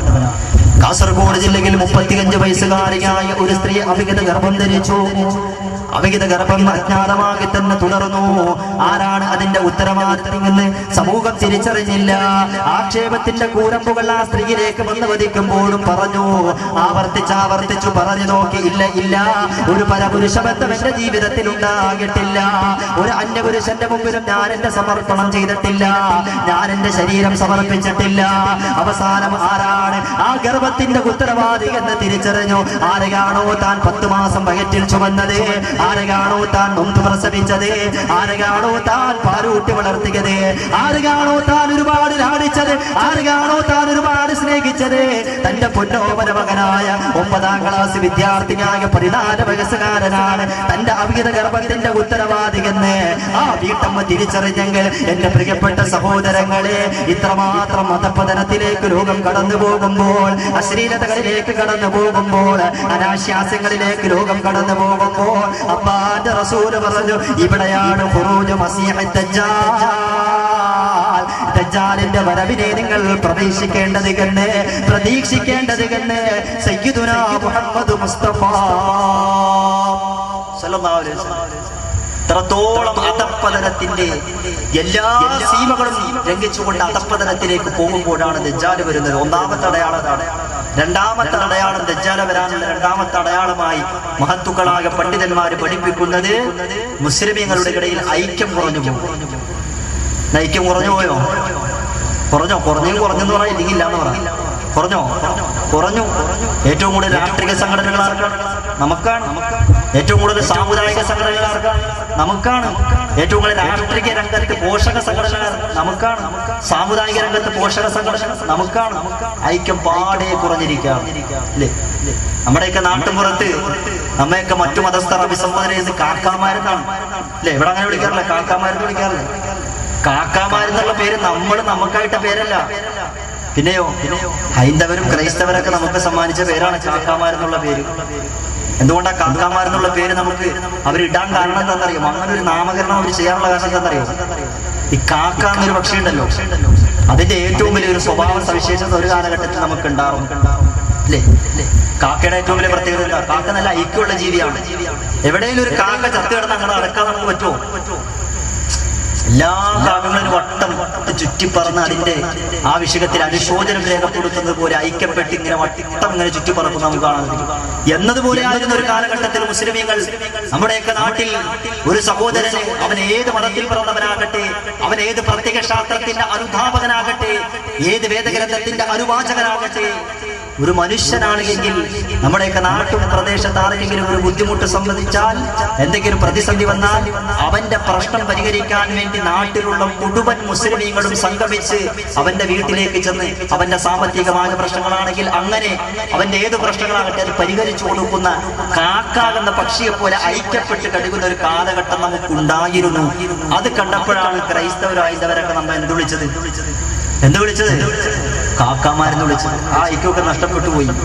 അങ്ങനെ ഐക്യം നഷ്ടപ്പെട്ടു പോകുമ്പോഴാണ് ഖുറൂജ് മസീഹ് ദജ്ജാൽ എന്ന് സയ്യിദുനാ മുഹമ്മദ് മുസ്തഫ സല്ലല്ലാഹു അലൈഹി വസല്ലം. ഐക്യം നഷ്ടപ്പെട്ടു പോയി. അല്ലാഹു തആല ഐക്യം വീണ്ടെടുക്കാനുള്ള തൗഫീഖ് നൽകുമാറാകട്ടെ. ഇപ്പൊ രണ്ടാമത്തെ അടയാളമാണ്. മൂന്നാമത്തെ അടയാളം എന്താണ്? ദജ്ജാൽ വരാനുള്ള മറ്റു സമുദായക്കാരെ അനുകരിക്കുക. അതിന് നമ്മളിപ്പോ മുമ്പതിയിലല്ലേ നമ്മൾ സിനിമാ നടന്മാരെ അനുകരിക്കുക, സിനിമാ നടിമാരെ അനുകരിക്കുക. അങ്ങനെ ഒരു കാലഘട്ടത്തിലേക്ക് അല്ലേ? പണ്ട് കാലഘട്ടത്തിൽ എത്ര ഉസ്താമാര് വാദം പറഞ്ഞ ഇളവുള്ള താടി വെക്കുക എന്ന് പറഞ്ഞ സുന്നത്താണ് അത് നിന്റെ പ്രവാചകന്റെ സുന്നത്താണ്. അപ്പോഴൊക്കെ ചെറുപ്പക്കാർ പറഞ്ഞതേ അതൊന്നും പറ്റില്ല, അതൊക്കെ പഴഞ്ഞ ഫാഷനാണ്, അതൊക്കെ നടപടിയുള്ള കേസല്ല, അത് ഞങ്ങളോട് പറയണ്ട, അതൊക്കെ പഴഞ്ഞ ഫാഷനാണ്. എന്നാൽ മമ്മൂട്ടി താടി വളർത്തിയപ്പോൾ, നിവിൻ പോളി താടി വളർത്തിയപ്പോൾ, ദുൽഖർ സൽമാൻ താടി വളർത്തിക്കൊണ്ട് സിനിമയിൽ പ്രത്യക്ഷപ്പെട്ടപ്പോൾ നമ്മുടെ പിള്ളേർ എന്ത് ചെയ്ത് ഒക്കെ താടി വളർത്തി ഉഷാറായിട്ട് ഇപ്പൊ കണ്ടു കഴിഞ്ഞിട്ടുണ്ടെങ്കിൽ ഏറ്റവും വലിയ സൂഫി വര്യന്മാരെ പോലെ നടക്കുന്നത്. പക്ഷെ ആ താടി സൂഫി വര്യതയുടെ പേരുള്ള താടിയൊന്നുമല്ല, ഈമാന്റെ താടിയൊന്നുമല്ല, അത് പ്രേമത്തിന്റെ താടിയാണ്, അത് സിനിമയുടെ താടിയാണ്, അത് സിനിമാ രംഗത്തെ താരങ്ങളെ അനുകരിച്ചുകൊണ്ടുള്ള താടിയാണ്. എന്നതുപോലെ തന്നെ ഒരു കാലഘട്ടത്തിൽ ഉസ്താദ്മാര് വാങ്ങു പറഞ്ഞു, എന്റെ പൊന്നുമക്കളെ, നിങ്ങൾ ഉടുത്തിരിക്കുന്ന വസ്ത്രം, നിങ്ങൾ ധരിച്ചിരിക്കുന്ന പാൻസ്, അത് കണ്ണങ്കാലിനെ താഴ്ത്തോട്ട് പോയാൽ നിങ്ങൾ നരകത്തിൽ പോകാൻ കാരണമാകും. പറഞ്ഞില്ലോ, അത് പറഞ്ഞില്ല പണ്ടൊക്കെ ഉസ്താദ്മാര്. അപ്പൊ പിള്ളേര് പറഞ്ഞതാണ്, അതൊക്കെ ഔട്ട് ഓഫ് ഫാഷനാണ്, മുക്കാ പാൻറ്റൊക്കെ ധരിച്ചുകൊണ്ട് നാട്ടിൽ കൂടെ നടക്കണേ എങ്ങനെയാ, മുക്കാ പാൻറ്റൊക്കെ ധരിച്ചുകൊണ്ട് നാട്ടിൽ കൂടെ നാണാവൂലേ എന്ന് പറഞ്ഞു. എന്നാൽ പാശ്ചാത്യ ലോകത്തെ ഏതോ ചില സിനിമാ താരങ്ങൾ മുക്കാ പാൻറ്റ് ധരിച്ചപ്പോൾ നമ്മുടെ പിള്ളേരെന്ത് ചെയ്ത് ധരിക്കാൻ തുടങ്ങി. ഇതിപ്പോ എത്രത്തോളം എത്തിയെന്നൊരു ചെറുപ്പക്കാരെന്നല്ല, ചെറിയ കൊച്ചു മക്കൾ വരെ എന്താണ് സിനിമയുടെ പിന്നാലെയാണ്. അവർക്ക് മാതാപിതാക്കൾ അത് കാണാനുള്ള അവസരം ഇങ്ങനെ ഒരുക്കി കൊടുക്കുമ്പോൾ അവർ അതിന്റെ മുമ്പിൽ നിന്നുകൊണ്ട് അവർ സംസാരിക്കുന്നത് പോലെ സംസാരിക്കാൻ ശ്രമിക്കുന്നു, അവർ പ്രവർത്തിക്കുന്നത് പോലെ പ്രവർത്തിക്കാൻ ശ്രമിക്കുന്നു. അങ്ങനെ ഒരു കാഴ്ചയാണ്. അവിടെ ഒരു മദ്രസയിലെ ഒരു 1ാം ക്ലാസ്സിൽ പഠിക്കുന്ന ഒരു വിദ്യാർത്ഥിയുണ്ട്. അന്യായ കുസൃതിയാണ്. അന്യായ കുസൃതി എന്ന് പറഞ്ഞാൽ എപ്പോ നോക്കിയാലും പിള്ളേർക്ക് അവനെ സംബന്ധിച്ച് പരാതി പറയാനേ നേരുള്ളൂ. പിള്ളേരെ എപ്പോഴും ഇങ്ങനെ ഉപദ്രവിച്ചുകൊണ്ടിരിക്കും. അങ്ങനെ ഒരു ദിവസം ഒരു പിള്ളേരെ പിടിച്ചു ഒരു ഇടിയങ്ങളെ വെച്ചു. അപ്പൊ തന്നെ ഉസ്താദിന്റെ അടുത്ത് വന്നിട്ട് ആ പിള്ള പരാതി പറഞ്ഞു, ഉസ്താദ് എന്നെ പിടിച്ച് ഇവനെ ഇടിച്ചെന്ന് പറഞ്ഞപ്പോ തന്നെ ഉസ്താദ് ആരാണ് അവനെ പിടിച്ചിടിച്ചെന്ന് ചോദിച്ചു. അപ്പൊ തന്നെ ആ പുള്ള പ്രതികരിച്ച എങ്ങനെ അറിയാമോ? ആ ഉസ്താദിന്റെ അടുത്ത് പറ, 19 വയസ്സുള്ള ഉസ്താദിന്റെ അടുത്ത് പറഞ്ഞറിയാമോ? കബാലിടാ. കബാലി എന്ന് പറഞ്ഞൊരു സിനിമ ഇറങ്ങി, ആരുടെ? രജനീകാന്തിന്റെ. തമിഴ്നാട്ടിലെ. ഇത് കേരളത്തിൽ ഒരുപാട് തരംഗങ്ങൾ ശ്രമിച്ചു. പുള്ള പറഞ്ഞ കബാലിടാ. ഉസ്താദിന്റെ അടുത്ത് 19 വയസ്സുള്ള ഉസ്താദിന്റെ അടുത്ത് പറഞ്ഞത് കബാലിടാ. അപ്പൊ തന്നെ ഉസ്താദിന്റെ ദേഷ്യപ്പെട്ടു ഒരടി കൂടി. ഉസ്താദിന് മനസ്സിലായില്ല, ഒരടിയും കൂടെ കൊടുത്തു. അപ്പൊ തന്നെ വീണ്ടും അടുത്ത ഡയലോഗ് പോലാണ്, ഞെരുപ്പിടാ. ആലോചിച്ച് നോക്കിയേ, ചെറിയ കൊച്ചു പിള്ളേര് വരെ സിനിമയുടെ പിന്നാലെ ഇങ്ങനെ അനുകരിച്ചു പോകണം. അങ്ങനെ നാം എല്ലാ നിലക്കും അന്യ സമുദായക്കാരെ അനുകരിക്കുന്ന ഒരു കാലഘട്ടം വരുമ്പോൾ ആ കാലഘട്ടത്തിന്റെ മധ്യത്തിൽ മുസ്ലിം ഉമ്മത്തിന് ഒരുപാട് ഫിത്നകളും പ്രശ്നങ്ങളും ഉണ്ടാകും, ഇടയിൽ ഛിദ്രതയുണ്ടാകും, കുഴപ്പങ്ങളുണ്ടാകും. ഒരുത്തിന് മറ്റൊരു കണ്ടാൽ മിണ്ടാൻ തോന്നൂല, ഒരുത്തൻ വളരുന്ന കണ്ടാൽ മറ്റൊരുത്തിന് ഇഷ്ടപ്പെടൂല. അങ്ങനെ അസൂയയും കുശുവും കുഞ്ഞായ്മയൊക്കെ ഉണ്ടാകുമെന്ന് സയ്യിദുനാ റസൂലുള്ളാഹി സ്വല്ലല്ലാഹു അലൈഹി വസല്ലമിന്റെ ഹദീസിനെ കൃത്യമായി പഠിച്ചുകൊണ്ട് മഹാരഥന്മാരായ മുഹദ്ദിസുകൾ പഠിപ്പിക്കാം. അപ്പൊ 3 കാരണങ്ങൾ ദജ്ജാൽ വരാൻ. ഒന്നാമത് വ്യഭിചാരം അധികരിക്കുക, മുസ്ലിം ഉമ്മത്തിന്റെ ഉള്ളിലുള്ള ഐക്യം നഷ്ടപ്പെട്ടു പോകുക. മൂന്നാമത്തത് അന്യ സമുദായക്കാരെ അനുകരിക്കുക. അങ്ങനെ ഒരു കാലഘട്ടത്തിന്റെ മധ്യത്തിലാണ് ദജ്ജാൽ വരുന്നത്. ദജ്ജാൽ ആരാണ് അത് നാം മനസ്സിലാക്കണം. കാരണം ഉണ്ടല്ലോ, ഇന്നിപ്പോ എവിടെയെങ്കിലും ഒരു ഒറ്റ കണ്ണുള്ള കുട്ടി പിറന്നാൽ ഉടൻ തന്നെ അതിന്റെ ഫോട്ടോ എടുത്ത് അതിന്റെ വീഡിയോ ഒക്കെ എടുത്തിട്ട് വാട്സപ്പിലൂടെ ഫേസ്ബുക്കിലൂടെ ഒക്കെ പ്രചരിപ്പിച്ചിട്ട് ദജ്ജാൽ വന്നു എന്ന് പറഞ്ഞ് പ്രചരിപ്പിക്കുന്ന ഒരു പ്രവണത എന്ന് വ്യാപകമായിരിക്കണം. ഇല്ലേ? നിങ്ങൾ കണ്ടിട്ടുണ്ടാവും, പല ആൾക്കാർ ഇതിനെ നിങ്ങളെല്ലാവരും കണ്ടിട്ടുണ്ടാവും ഞാൻ പ്രതീക്ഷിക്കുന്നു. എവിടെയെങ്കിലും ഒരു ഒറ്റ കണ്ണുള്ള കുട്ടി പറഞ്ഞാൽ ദജ്ജാൽ എന്ന് പറഞ്ഞാൽ അങ്ങോട്ട് പ്രചരിപ്പിക്കാം. എന്നാൽ നമ്മൾ മനസ്സിലാക്കേണ്ട ഒരു വസ്തുത, ഹബീബായ മുഹമ്മദ് മുസ്തഫ സ്വല്ലല്ലാഹു അലൈഹി വസല്ലമിന്റെ കാലഘട്ടത്തിൽ അള്ളാന്റെ റസൂലിന്റെ സ്വഹാബത്ത് ഒരു കുട്ടിയെ തെറ്റിദ്ധരിച്ചു പോയി ദജ്ജാലാണ്. അള്ളാന്റെ ഹബീബിന്റെ സ്വഹാബത്ത് തെറ്റിദ്ധരിച്ചു പോയി. ഹബീബായ മുഹമ്മദ് മുസ്തഫ സ്വല്ലല്ലാഹു അലൈഹി വസല്ലമിന്റെ കാലഘട്ടത്തിൽ മദീനയിൽ ഒരു കുട്ടി ജനിച്ചു. ആ കുട്ടിയുടെ പേര് സാഫു എന്നാണ്. ഇബ്നു സയ്യാദ് എന്ന അപരനാമത്തിൽ അറിയപ്പെടുന്ന ആ കുട്ടിയെ സന്ദർശിക്കാൻ വേണ്ടി അള്ളാന്റെ ഹബീബ് മുഹമ്മദ് മുസ്തഫ സല്ലല്ലാഹു അലൈഹി വസല്ലമിന്റെ നേതൃത്വത്തിൽ ഉമർ ഖത്താബ് റളിയല്ലാഹു അൻഹു അടക്കമുള്ള ഒരു വിഭാഗം സ്വഹാബത്ത് കടന്നുപോയി. അല്ലാഹുവിന്റെ റസൂലും സ്വഹാബത്തും സന്ദർശിച്ചുകൊണ്ട് നിൽക്കവേ ഉമർ റളിയല്ലാഹു അൻഹു പറഞ്ഞു, യാ റസൂലല്ലാഹ് അതുദിന ലി അൻ അദ്രിബ ഉൽഖഹു. അല്ലാഹുവിന്റെ പ്രവാചകരെ, ഇവൻ തന്നെയാണ് ദജ്ജാൽ, അതുകൊണ്ട് ഇവനെ ഞാൻ അങ്ങ് കൊല്ലട്ടെയോ, ഇവന്റെ കഴുത്ത് ഞാൻ എടുക്കട്ടെയോ? അതിനുള്ള അനുവാദം എനിക്ക് നൽകുമോ റസൂലേ? അതിനുള്ള അനുവാദം എനിക്ക് നൽകുമോ നബിയേ? അല്ലാഹുവിന്റെ ഹബീബ് പറഞ്ഞു, ഉമറേ, ഇവൻ ദജ്ജാലാണ് എങ്കിൽ ദജ്ജാലിനെ കൊല്ലാനുള്ള ഉത്തരവാദിത്വം അല്ലാഹു സുബ്ഹാനഹു വ തആല നിന്നെ ഏൽപ്പിച്ചിട്ടില്ല. ദജ്ജാലിനെ കൊല്ലാനുള്ള ഉത്തരവാദിത്വം അല്ലാഹു സുബ്ഹാനഹു വ തആല ഏൽപ്പിച്ചിരിക്കുന്നത് ബഹുമാനപ്പെട്ട റൂഹുല്ലാഹി ഈസ അലൈഹിസ്സലാത്തു വസ്സലാമിനാണ്. ഇനി ഇവൻ ദജ്ജാലല്ലെങ്കിലോ ലാ ഖൈറ ലക ഫീ ഖത്ലിഹി, അവനെ കൊല്ലൽ കൊണ്ട് നിനക്ക് വലിയ പ്രയോജനമില്ല, നേട്ടമില്ല. അതുകൊണ്ട് വേണ്ട ഉമറേ, വേണ്ട ഉമറേ എന്ന് മുഹമ്മദ് മുസ്തഫ. സഹോദരങ്ങളെ, സഹോദരിമാരെ, കാലഘട്ടം അങ്ങനെ കടിഞ്ഞു പോയി. അല്ലാഹുവിന്റെ ഹബീബ് ഇത്രയൊക്കെ പറഞ്ഞിട്ടും സ്വഹാബത്തിന് സംശയം വിട്ടൊഴിഞ്ഞു മാറുന്നില്ല. ഇബ്നു സയ്യാദിനെ കാണുമ്പോൾ സ്വഹാബത്തിന് വല്ലാത്ത പേടിയാണ്. ഇബ്നു സയ്യാദ് പ്രായപൂർത്തിയുടെ പരിധിയിലേക്ക് എത്തി. ഇബ്നു സയ്യാദ് പോകുന്ന വഴികളിലൂടെ സ്വഹാബത്ത് നടക്കുകയില്ല. ഇബ്നു സയ്യാദിന്റെ സാന്നിധ്യമുള്ള പ്രദേശങ്ങളിൽ, ഇബ്നു സയ്യാദിന്റെ സാന്നിധ്യമുള്ള പ്രദേശങ്ങളിലേക്ക് സ്വഹാബത്ത് കടന്നു പോവുകയില്ല. ഇബ്നു സയ്യാദിനെ കാണുമ്പോൾ വല്ലാത്ത പേടിയാണ്, ഭയമാണ്. അങ്ങനെ ഒരിക്കലിക്കെ പെട്ടെന്നൊരു സുപ്രഭാതത്തിൽ ഇബ്നു സയ്യാദ് നാട്ടിൽ നിന്നും അപ്രത്യക്ഷനായി. മക്കയിൽ ഇബ്നു സയ്യാദിനെ കാണുന്നില്ല, മദീനയിലും കാണുന്നില്ല. മക്കയുടെയും മദീനയുടെയും പരിസര പ്രദേശത്തെങ്ങും ഇബ്നു സയ്യാദില്ല. അവസാനം അല്ലാഹുവിന്റെ ഹബീബിന്റെ സ്വഹാബത്ത് പരസ്പരം പറയാൻ തുടങ്ങി, ഇനിവൻ കടന്നു വരാൻ പോകുന്നത് വല്ലാത്ത കുഴപ്പങ്ങളുമാണ്. അവൻ തന്നെയാണ് ദജ്ജാല്, അവൻ തന്നെയാണ് ദജ്ജാല്. ഇനി അവൻ വല്ലാത്ത പ്രശ്നങ്ങൾ വിതച്ചുകൊണ്ടാണ് കടന്നു വരുന്നത്. അങ്ങനെ സ്വഹാബത്ത് പറഞ്ഞുകൊണ്ടിരിക്കുന്നു. നാളുകൾ കടന്നുപോയി, നാളുകൾ കഴിഞ്ഞുപോയി. പെട്ടെന്നൊരു സുപ്രഭാതത്തിലതാ ഇബ്നു സയ്യാദിനെ ഒരു ഭാഗം സ്വഹാബത്ത് മദീന മസ്ജിദിന്റെ ചാരത്ത് വെച്ച് കണ്ടു. അല്ലാഹുവിന്റെ ഹബീബിന്റെ സ്വഹാബത്ത് ഇബ്നു സയ്യാദിനെ കണ്ടപ്പോൾ തന്നെ സ്തബ്ധരായി പോയി. മുന്നോട്ട് ചലിക്കാൻ കഴിയാത്തൊരവസ്ഥയായി. ഇബ്നു സയ്യാദിനെ കണ്ടപ്പോൾ പേടിച്ച് പകച്ചു നിൽക്കുകയാണ്. ഇബ്നു സയ്യാദ് പറഞ്ഞു, നിങ്ങൾ എന്തിനാ പേടിക്കുന്നത് സ്വഹാബത്തെ? നിങ്ങൾ എന്തിനാ ഭയപ്പെടുന്നത്? നിങ്ങൾ എന്തിനാ ഞെട്ടിത്തെറിയിക്കുന്നത്? ഞാൻ ദജ്ജാലല്ല, ദജ്ജാലല്ല. ഞാൻ ദജ്ജാലാണെങ്കിൽ എനിക്കെങ്ങനെയാണ് മദീനയുടെ മണ്ണിൽ നിൽക്കാൻ സാധിക്കുക? ഞാനിപ്പോൾ നിൽക്കുന്നത് മസ്ജിദുൻ നബവിയുടെ ചാരത്തല്ലേ. നിങ്ങൾ പേടിക്കണ്ട, പേടിക്കണ്ട സ്വഹാബത്തെ. അതുകൊണ്ട് മസ്ജിദുൻ നബവിയിലേക്ക് നിങ്ങൾ കടന്നു വരിക. ദജ്ജാല് മക്കയിലും മദീനയിലും പ്രവേശിക്കുകയില്ല എന്ന് നബിതങ്ങൾ പറഞ്ഞാൽ പിന്നെ നിങ്ങൾ എന്തിനാ പേടിക്കുന്നത് എന്ന് ഇബ്നു സയ്യാദ് ഭാരതന്മാരായ സ്വഹാബത്തിൽ കിറാമിനോട് ചോദിച്ചു വന്നാണ്.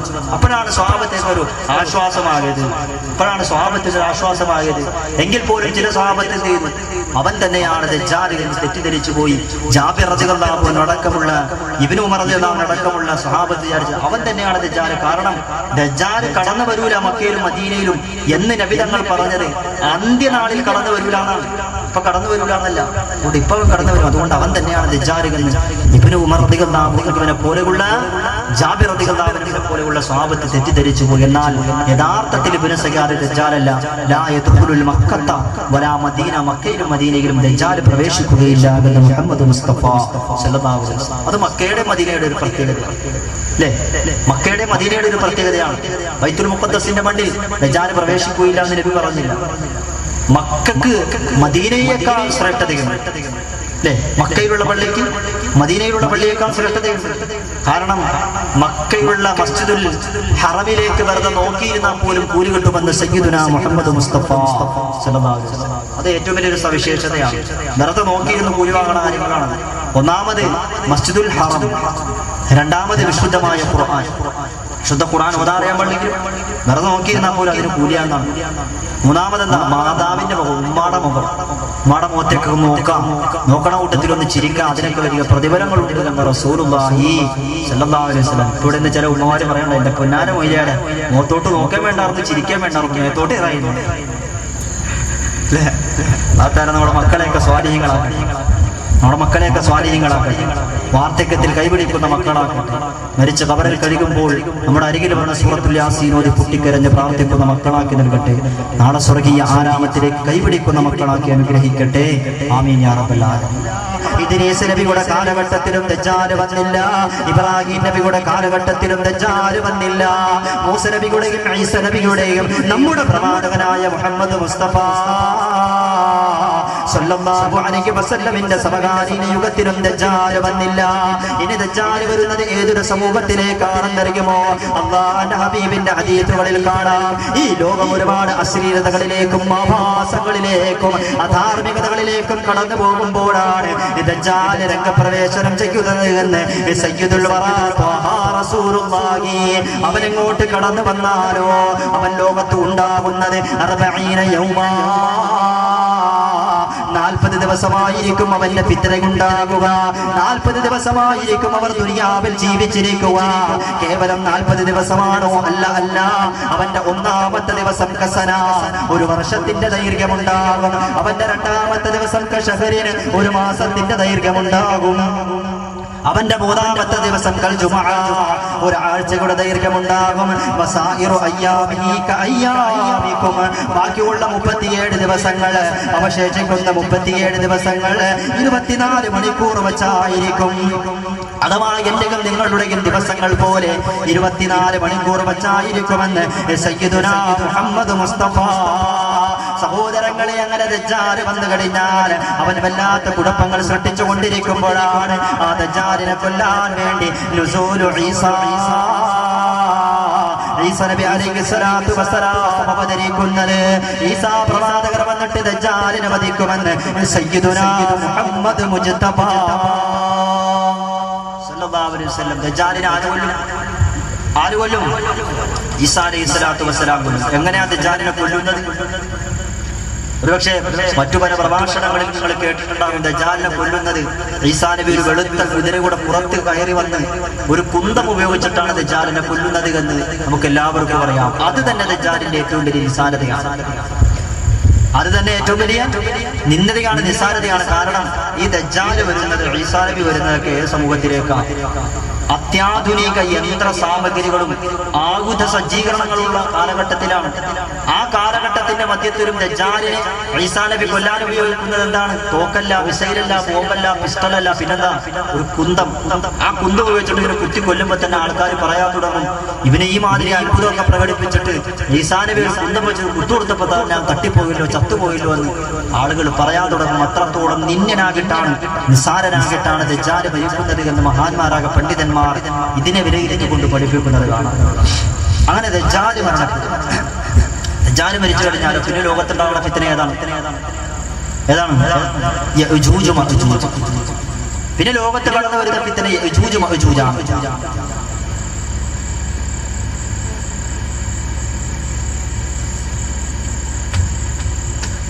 ആരായ യഅ്ജൂജ് മഅ്ജൂജ്? യഅ്ജൂജ് മഅ്ജൂജ് എന്ന് പറഞ്ഞാൽ യഥാർത്ഥത്തിൽ നമ്മളെപ്പോലുള്ള മനുഷ്യന്മാരെ തന്നെയാണ്. മഹാരഥന്മാരായ മുഫസ്സിറുകൾ രേഖപ്പെടുത്തി വെക്കുന്നത് കാണാം. മഹാപ്രവാചകനായ ശൈഖുൽ അംബിയാ നൂഹ് നബി അലൈഹിസ്സലാത്തു വസ്സലാമിന് 3 ആൺമക്കൾ ഉണ്ടായിരുന്നു. ഒന്നാമത്തെ മകന്റെ പേര് സാമ് എന്നാണ്, രണ്ടാമത്തെ മകന്റെ പേര് ഹാമ് എന്നാണ്, മൂന്നാമത്തെ മകന്റെ പേര് യാഫിത്ത് എന്നാണ്. നൂഹ് നബിയുടെ മൂന്നാമത്തെ മകനായ യാഫിത്ത് എന്നവരുടെ സന്താന പരമ്പരയിൽ ജനിച്ചവരാണ് യഅ്ജൂജ് മഅ്ജൂജ്. എന്റെ പ്രിയ നിറഞ്ഞ മുഅ്മിനീങ്ങളെ, ഇത്രമാത്രം മഹത്തരമായ ഒരു പാരമ്പര്യം അവർക്ക് അവകാശപ്പെടാറുണ്ടെങ്കിൽ പോലും കുല്ലുഹും ഫിന്നാർ, അവരെല്ലാവരും നരകത്തിലാണ്. യഅ്ജൂജ് മഅ്ജൂജ് വർഗത്തിൽപ്പെട്ട ഒരാൾ പോലും സ്വർഗത്തിൽ പ്രവേശിക്കുകയില്ല. കാരണം എന്തെന്നറിയുമോ? നബി സല്ലല്ലാഹു അലൈഹി വസല്ലം മിനൽ ഈമാനി ലൈലത്തുൽ ഇസ്റാ. അല്ലാഹുവിന്റെ പ്രവാചകർ മുഹമ്മദ് മുസ്തഫ സല്ലല്ലാഹു അലൈഹി വസല്ലമിന് ഇസ്രായിന്റെ പ്രയാണം നടത്താനുള്ള അവസരമുണ്ടായി. തദവസരത്തിൽ അല്ലാഹുവിന്റെ ഹബീബിനെ യഅ്ജൂജ് മഅ്ജൂജിനെ സന്ദർശിക്കുവാനുള്ള അവസരവും ലഭ്യമായി. അല്ലാഹുവിന്റെ ഹബീബ് അവരെ ഇസ്ലാമിലേക്ക് ക്ഷണിച്ചു. അവരോട് പറഞ്ഞു, നിങ്ങൾ അല്ലാഹുവിനെ കൊണ്ട് വിശ്വസിക്കണേ, പ്രവാചകന്മാരെ കൊണ്ട് അംഗീകരിക്കണേ, വേദഗ്രന്ഥങ്ങളെ കൊണ്ട് അംഗീകരിക്കണേ. ഫലം യജിബൂ, അവർ അംഗീകരിക്കാൻ തയ്യാറായില്ല. അല്ലാഹുവിനെ നിരാകരിച്ചു, റസൂലിനെ നിരാകരിച്ചു, ഇസ്ലാമിനെ അവഗണിച്ചു. അതുകൊണ്ട് തന്നെ കുല്ലുഹും ഫിന്നാർ, അവരെല്ലാവരും നരകത്തിലാണ്. സഹോദരങ്ങളെ, ഇന്ന് ലോകത്തിന്റെ ഏതോ ഒരു ഭാഗത്ത് അവർ അടയ്ക്കപ്പെട്ടിരിക്കുകയാണ്.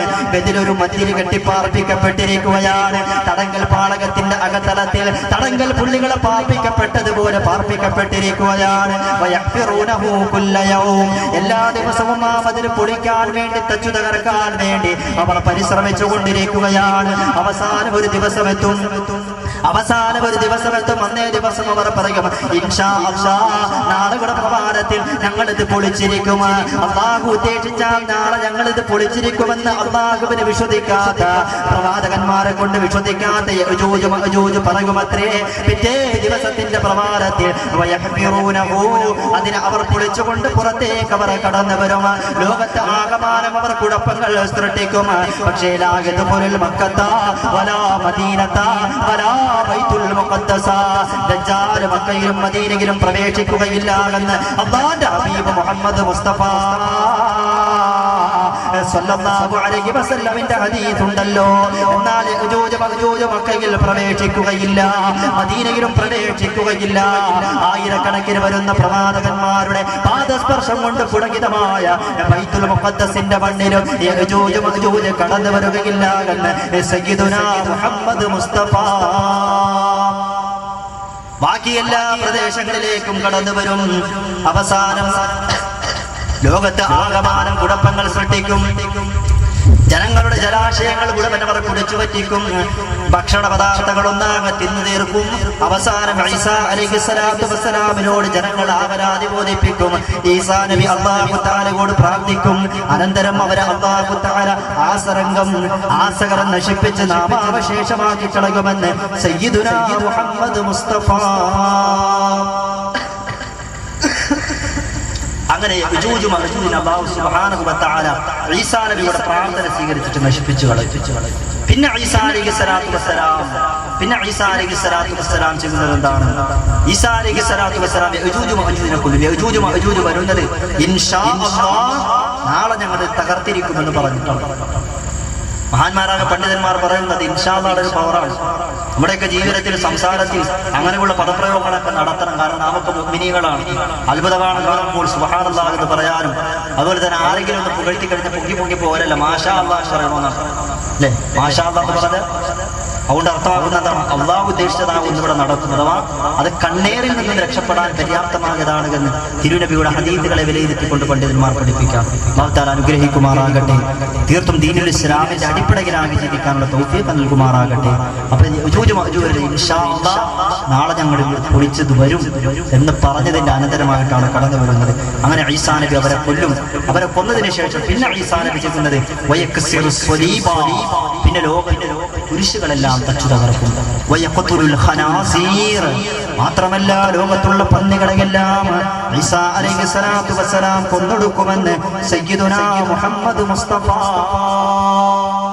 സല്ലല്ലാഹു അലൈഹി വസല്ലം. പന്നികളെ ഒന്നാക്കുന്നത് എന്തിനാ? പന്നികളെ കൊല്ലുന്നത് അതൊരു പാവപ്പെട്ട ജീവിയല്ലേ, അതൊരു മിണ്ടാപ്രാണി, അതിന് കൊല്ലേണ്ട കാര്യമുണ്ട് എന്നല്ല അള്ള പറഞ്ഞു, അതുകൊണ്ട് ചെയ്യുന്നു. അത്രോ പടച്ചവൻ പറഞ്ഞു ചെയ്യുന്നു. നമ്മുടെ ഇപ്പം നമസ്കരിക്കുന്നു, നോമ്പ് കുടിക്കുന്നു, അതിനൊക്കെ ഒരുപാട് സയന്റിഫിക്കലായി ശാസ്ത്രീയപരമായി നേട്ടങ്ങളുണ്ടെന്ന് ആധുനിക സയൻസ് പറയുന്നു. അവിടെ നമ്മൾ പറയുന്നതാണ് ആധുനിക സയൻസ് പറയുന്ന നേട്ടങ്ങളൊന്നും വേണ്ടിയില്ല. ഞാൻ നിസ്കരിക്കുന്നു, നോമ്പ് കുടിക്കുന്നു. പിന്നെ പടച്ചോൻ പറഞ്ഞു അതുകൊണ്ട് ഞാൻ നോമ്പ് കുടിക്കുന്നു, പടച്ചോൻ പറഞ്ഞു അതുകൊണ്ട് ഞാൻ നമസ്കരിക്കുന്നു. അങ്ങനെ ആകുമ്പോഴാണ് ഒരു അടിമ യഥാർത്ഥ അടിമയായി മാറുന്നത്. അല്ലാഹു തആല അവന്റെ യഥാർത്ഥ അടിയാറുകളെ നമ്മൾ ഉൾപ്പെടുത്തി അനുഗ്രഹിക്കുമാറാകട്ടെ. അങ്ങനെ പന്നികളെ ഒന്നാകെ ഈസാ നബി അലൈഹിസ്സലാത്തു വസ്സലാം കൊണ്ടുവന്നു. ഇവിടെ നാം മനസ്സിലാക്കേണ്ട മറ്റൊരു വസ്തുത, മനുഷ്യന് ഉപദ്രവം ചെയ്യുന്ന ഉപദ്രവകാരികളായ ജീവികളെ കൊല്ലലുകൊണ്ട് കുഴപ്പമില്ലാതെന്ന് ഇസ്ലാമിന്റെ ശരീഅത്ത് പഠിപ്പിക്കുന്നു. ഇപ്പൊ നായയെ കൊല്ലാൻ പാടില്ല എന്ന് പറഞ്ഞ പല ആൾക്കാരും കടന്നു വന്നു. മേനകാ ഗാന്ധിയെ പോലെയുള്ള രഞ്ജിനി ഹരിദാസിനെ പോലെ പല ആളുകളും കടന്നു വന്നു. എന്റെ പ്രിയപ്പെട്ട സഹോദരങ്ങളെ, ഇസ്ലാമിന്റെ ശരീഅത്ത് പറയുന്നത് മനുഷ്യന്മാർക്ക് ഉപദ്രവം ചെയ്യുന്ന ജീവികളെയൊക്കെ കൊല്ലാമെന്നാണ്. അല്ലാഹുവിന്റെ റസൂലിന്റെ മറ്റൊരു ഹദീസിൽ കാണാമല്ലോ, മൻ റആ മയ്യതൻ ഫലം യഖ്തുലുഹു ഫലൈസ മിന്നാ. ആരെങ്കിലും ഒരു പാമ്പിനെ കണ്ടാൽ, ഉപദ്രവകാരിയായ ഒരു പാമ്പിനെ കണ്ടാൽ, ഫലം യഖ്തുലുഹു, അതിനവൻ കൊന്നിട്ടില്ല എങ്കിൽ ഫലൈസ മിന്നാ, അവൻ നമ്മിൽപ്പെട്ടവനല്ല, അഥവാ അവന്റെ ഈമാൻ പരിപൂർണമല്ല എന്ന് മുഹമ്മദ് മുസ്തഫ. ഉപദ്രവകാരിയായ പാമ്പിനെ കണ്ടെന്ത് ചെയ്യണം? കൊല്ലണം. പക്ഷെ അല്ലാഹുവിന്റെ റസൂലിന്റെ മറ്റൊരു ഹദീസിൽ കാണാം, ആ പാമ്പിനോട് 3 പ്രാവശ്യം പോവാൻ പറയുമെന്നാണ്. കാരണം പാമ്പിന്റെ വേഷം സ്വീകരിച്ചുകൊണ്ട് ജിന്നു വരും. പാമ്പിന്റെ വേഷം സ്വീകരിച്ചുകൊണ്ട് നല്ല ജിന്നും വരും, ചീത്ത ജിന്നും വരും. നമ്മൾ പോകാൻ പറയുമ്പോൾ പോയി കഴിഞ്ഞാൽ നല്ല ജിന്നാണെന്നാണ്. പോയിട്ടില്ലെങ്കിലാണ് അത് ചീത്ത ജിന്നാണ് അല്ലെങ്കിൽ പാമ്പാണ്, അതിനെ കൊല്ലണമെന്നാണ് ഇസ്ലാമിന്റെ ശരീഅത്ത് പഠിപ്പിക്കുന്നത്. എന്തുമാകട്ടെ, ഞാൻ പറഞ്ഞു വന്നത് ഉപദ്രവകാരികളായ ജീവികളെ കൊല്ലുകാകുന്നത് ശുദ്ധമായ ദീനുൽ ഇസ്ലാമിന്റെ ശരീഅത്ത് ഒരിക്കലും എതിര് നിൽക്കുന്നില്ല. മനുഷ്യനാണ് ഇസ്ലാം എതിര് നിൽക്കുന്നത്. വലഖദ് കറംനാ ബനി ആദം, ആദം സന്തതികളെ നാം ആദരിച്ചു. ഏറ്റവും വലിയ ആദരവ് മനുഷ്യനാണ്. ഈ ലോകമൊന്നാകെ സൃഷ്ടിച്ചിരിക്കുന്നത് മനുഷ്യനാണ്. ഈ ആകാശത്തിന്റെ മേലാപ്പ്, ആകാശത്തിന്റെ അപ്രമാണികളിൽ അഭിരമിക്കുന്ന അനന്തകോടി നക്ഷത്രഗണങ്ങൾ, സൂര്യഗോളം, ചന്ദ്രഗോളം, ഇതെല്ലാം സൃഷ്ടിക്കപ്പെട്ടിരിക്കുന്ന മനുഷ്യന് വേണ്ടിയാണ്. അതുകൊണ്ട് മനുഷ്യനാണ് വില. മനുഷ്യനെ ഉപദ്രവിക്കുന്നതിനൊക്കെ വകവരുത്താമെന്ന് വിശുദ്ധ ദീനുൽ ഇസ്ലാമിന്റെ നിലപാട്. അല്ലാഹു സുബ്ഹാനഹു വ തആല നമുക്ക് ഇൽമ നൽകി അനുഗ്രഹിക്കുമാറാകട്ടെ. നമ്മുടെ ഇൽമിൽ അല്ലാഹു തആല നമ്മുടെ പള്ളി പണിയുമായി ബന്ധപ്പെട്ട്, മദ്രസ പണിയുമായി ബന്ധപ്പെട്ട് സംഘടിപ്പിക്കപ്പെട്ടിരിക്കുന്ന ഒരു വാദ മജ്‌ലിസാണ്. നിങ്ങളുടെ മദ്രസയുടെ കാര്യം എന്നേക്കാൾ കൂടുതൽ അറിയുന്നത് നിങ്ങൾക്കാണ്. നമ്മുടെ മദ്രസ ഇപ്പോൾ നിലകൊള്ളുന്നത് പള്ളിയുടെ മുകളിലാണ്. അത് തന്നെ മാനദണ്ഡങ്ങളെയൊക്കെ മറികടന്നുകൊണ്ടുള്ളൊരു നിലപാടാണ്. പള്ളിയുടെ മുകളിലല്ല മദ്രസ, യഥാർത്ഥത്തിൽ പള്ളിയുടെ അടിയിലല്ലേ മദ്രസ വരെയുണ്ട്. എന്തുമാകട്ടെ, പെണ്ണുങ്ങളെല്ലാം പള്ളിയുടെ മുകളിലേക്ക് മദ്രസയിൽ കുട്ടികളെ കൊണ്ടു ചേർക്കാൻ വേണ്ടി അങ്ങോട്ട് കടന്നു പോകുന്ന ഒരു സന്ദർഭവും സാഹചര്യമൊക്കെയാണെന്നില്ല. പെണ്ണുങ്ങളെന്ന് പറഞ്ഞാൽ ഹൈദുകാരികളാണ്. അങ്ങനെയുള്ള വിഷയങ്ങളൊക്കെ അവർക്കുണ്ട്. പള്ളി കയറാൻ കൊള്ളാത്ത അങ്ങനെയുള്ളതൊക്കെ ഉണ്ട്. അങ്ങനെ വരുമ്പോൾ എല്ലാ നിലക്കും നമുക്കത് മാറ്റി സ്ഥാപിക്കുക എന്നത് നമ്മുടെ ഏറ്റവും വലിയൊരു ഉത്തരവാദിത്തമാണ്. ആ ഒരു ഉത്തരവാദിത്ത നിർവഹണത്തിന്റെ ഭാഗമായിട്ടാണ് പ്രഭാഷണ വേദി നാം സംഘടിപ്പിച്ചിട്ടുള്ളത്. അതുകൊണ്ട് നിങ്ങളെല്ലാവരും സഹകരിക്കണം. ഒരു 10 ലക്ഷം രൂപയുടെ ആ ബഡ്ജറ്റാണ് നമ്മൾ മുന്നിൽ വെച്ചിട്ടുള്ളത്. പള്ളി പുറത്തു പണിയാനുള്ളൊരു ഉദ്ദേശത്തിലാണ്. അതുകൊണ്ട് നിങ്ങൾ എല്ലാവരും സഹകരിക്കണം. അക്കറ്റുപരമായി നിങ്ങളെ സമീപിക്കും. അതുകൊണ്ട് നാം ചെയ്യുന്നതായ പള്ളിക്കും മദ്രസക്കൊക്കെ ചെയ്യുന്ന സ്വതക്കുകൾ എന്ന് പറഞ്ഞാൽ അത് പരലോകത്ത് എല്ലാ നിരക്കും ജാരിയായ സ്വതക്ക എത്തുന്ന. നമ്മുടെയൊക്കെ മാതാപിതാക്കൾ നമുക്ക് വേണ്ടി ഒരുപാട് കഷ്ടപ്പാടുകൾ സഹിച്ചവരാണ്. ഒരുപാട് വേദനകൾ, അതിന് കയ്യും കണക്കൂല. അതിന് പകരം വയ്ക്കാൻ നാം ദുനിയാവിൽ എത്രമാത്രം അവർക്ക് സൗകര്യങ്ങൾ ഒരുക്കി കൊടുത്താലും, രമ്യ ഹർമ്മങ്ങൾ അവർക്ക് പണിതു കൊടുത്ത് അതിൽ അവരെ പാർപ്പിച്ചാലും, ആഡംബര വാഹനങ്ങളിൽ നാം അവരെ സഞ്ചരിപ്പിച്ചാലും, എത്രമാത്രം മനോഹരമായ ഭക്ഷണ വിഭവങ്ങൾ നാം അവർക്ക് ഒരുക്കി കൊടുത്താലും, അവരൊക്കെ ജീവിത കാലഘട്ടത്തിൽ നമ്മുടെയൊക്കെ ചെറുപ്പത്തിൽ ചെയ്ത ഏറ്റവും ചെറിയൊരു സേവനത്തിന് പോലും പകരമാവുകയില്ല എന്നൊരു തീർത്തും നമുക്ക് നിരാകരിക്കാൻ കഴിയാത്ത, ഉറപ്പിക്കാൻ കഴിയുന്ന അവസ്ഥയാണ്. അതുകൊണ്ട് എന്റെ പ്രിയപ്പെട്ട സഹോദരൻ, മാധുര്യം പാരത്രികമായ ലോകത്ത് അനുഭവിക്കാൻ അവർക്കും നീ തൗഫീഖ് നസീബാക്കണേ റഹ്മാനേ. അല്ലാഹുവേ, സ്വതഖ ചെയ്യുന്നത് മുഖാന്തരം എല്ലാ നിരക്കും എല്ലാ ബലാ മുസീബത്തുകളിൽ നിന്നും അകറ്റപ്പെടുമെന്ന് നിന്റെ പ്രവാചകർ മുഹമ്മദ് മുസ്തഫ സല്ലല്ലാഹു അലൈഹി വസല്ലം പറഞ്ഞിട്ടുണ്ടല്ലോ. ജീവിതത്തിൽ വരുന്ന മുഴുവൻ ബുദ്ധിമുട്ടുകളും ഈ സ്വതഖയുടെ അനന്തര ഫലമാകട്ടെ നീ തട്ടി മാറ്റണേ റഹ്മാനേ.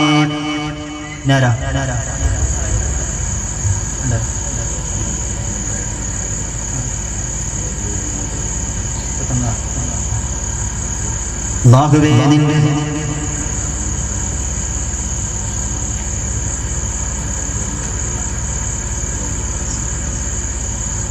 ഒരു സഹോദരി പ്രത്യേകമായ ചില മുറാദുകൾ വെച്ചുകൊണ്ട് ഒരു പെണ്ണിനെ ഏറ്റവും ഇഷ്ടപ്പെട്ടത് അവരുടെ ആഭരണങ്ങളാണ്. എന്നിട്ട് പോലും ഈ വാദിന്റെ മജ്‌ലിസിന്, നിന്റെ മസ്ജിദിന് വേണ്ടി, നിന്റെ പള്ളിക്ക് വേണ്ടി, നിന്റെ വിദ്യാർത്ഥികൾ പഠിക്കുന്ന മദ്രസക്ക് വേണ്ടി അല്ലാഹുവേ മനോഹരമായ നിലയിൽ സ്വതഖ ചെയ്തിരിക്കുകയാണ്. നാഥാ, നീ സ്വീകരിക്കണേ അല്ലാഹ്. മനസ്സിന്റെ മുറാദുകൾ നീ ഹാസിലാക്കി കൊടുക്കണേ റഹ്മാനേ. അല്ലാഹുവേ, ഖബറിന്റെ അകത്തളത്തിൽ അവരിൽ നിന്നും ആരെല്ലാം മരണപ്പെട്ടു പോയി കഴിയുന്നുണ്ടോ അവരുടെ എല്ലാവരുടെയും ഖബറിടങ്ങളെ നീ വിശാലമാക്കി കൊടുക്കണേ റഹ്മാനേ. അല്ലാഹുവേ, രോഗികളായി കഴിയുന്ന ആളുകൾക്ക് പരിപൂർണമായും രോഗത്തിന് ശമനം കൊടുക്കണേ റഹ്മാനേ. അല്ലാഹുവേ, ഒരു സഹോദരൻ 4000 രൂപ സ്വതഖ ചെയ്തിരിക്കുന്നു റഹ്മാനേ. അല്ലാഹുവേ, അദ്ദേഹത്തിന്റെ ഭാര്യയുടെ മഖബറിലേക്ക് ഇതിന്റെ പ്രതിഫലത്തെ നീ എത്തിക്കണേ റഹ്മാനേ. നാളെ അനശ്വര ലോകത്ത് സ്വർഗീയ ആരാമത്തിൽ അങ്ങനെ ബഹുമാനപ്പെട്ട റൂഹുല്ലാഹി ഈസാ അലൈഹിസ്സലാത്തു വസ്സലാം, ഈസാ നബി അലൈഹിസ്സലാത്തു വസ്സലാം യഖ്തുലുൽ ഖനാസിർ, പന്നികളെ ഒന്നായി കൊന്നൊടുക്കും. അതിനുശേഷം ഹദീസിൽ കാണാം, അല്ലാഹുവിന്റെ പ്രവാചകരായ റൂഹുല്ലാഹി ഈസാ അലൈഹിസ്സലാത്തു വസ്സലാം യഹജ്ജു ഈസാ പ്രവാചകർ ഹജ്ജ് കർമ്മം നിർവഹിക്കാൻ വേണ്ടി കഅബാലകത്തിന്റെ പരിസര പ്രദേശത്തേക്ക് കടന്നു പോകും. വമഅഹു അസ്ഹാബുൽ കഹഫ്, ഈസാ പ്രവാചകന്റെ കൂടെ അസ്ഹാബുൽ കഹഫും ഉണ്ടാകുമെന്ന് സയ്യിദുനാ വ മഹബൂബുനാ മുഹമ്മദ് മുസ്തഫ സൂറത്തുൽ കഹ്ഫ്, സൂറത്തുൽ കഹ്ഫിൽ പരാമർശിച്ചിരിക്കുന്ന 7ഓളം വരുന്ന ചെറുപ്പക്കാർ എല്ലാതിരക്കും ദഹിയാനൂസ് രാജാവിന്റെ കിരാത ഭരണത്തിനെതിരെ പോരാടിയ ആദർശ പ്രതിബദ്ധതയുള്ള 7ഓളം വരുന്ന ചെറുപ്പക്കാർ 300 വർഷക്കാലത്തോളം അല്ലാഹു സുബ്ഹാനഹു വ തആല ഒരു ഗുഹയുടെ അകത്തളത്തിൽ ഉറക്കിക്കിടത്തിയതായ അനന്തനിദ്രയിലാഴ്ത്തിയതായ 7ഓളം വരുന്ന ചെറുപ്പക്കാർ അവർ ഈസാ അലൈഹിസ്സലാത്തു വസ്സലാമിന്റെ സന്തത സഹചാരികളായി അവസാന നാളിൽ കടന്നു വരുമെന്ന് മുഹമ്മദ് മുസ്തഫ. സഹോദരങ്ങളെ, സഹോദരിമാരെ, അവർ മരിച്ചവരല്ല, അവർ മരണപ്പെട്ടവരല്ല.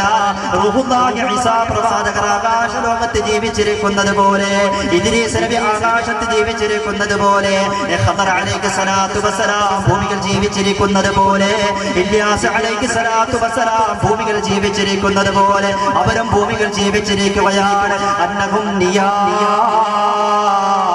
അവർ അനന്തനിദ്രയിലാണ്, അവർ ഉറക്കത്തിലാണ്. അവസാന നാളിൽ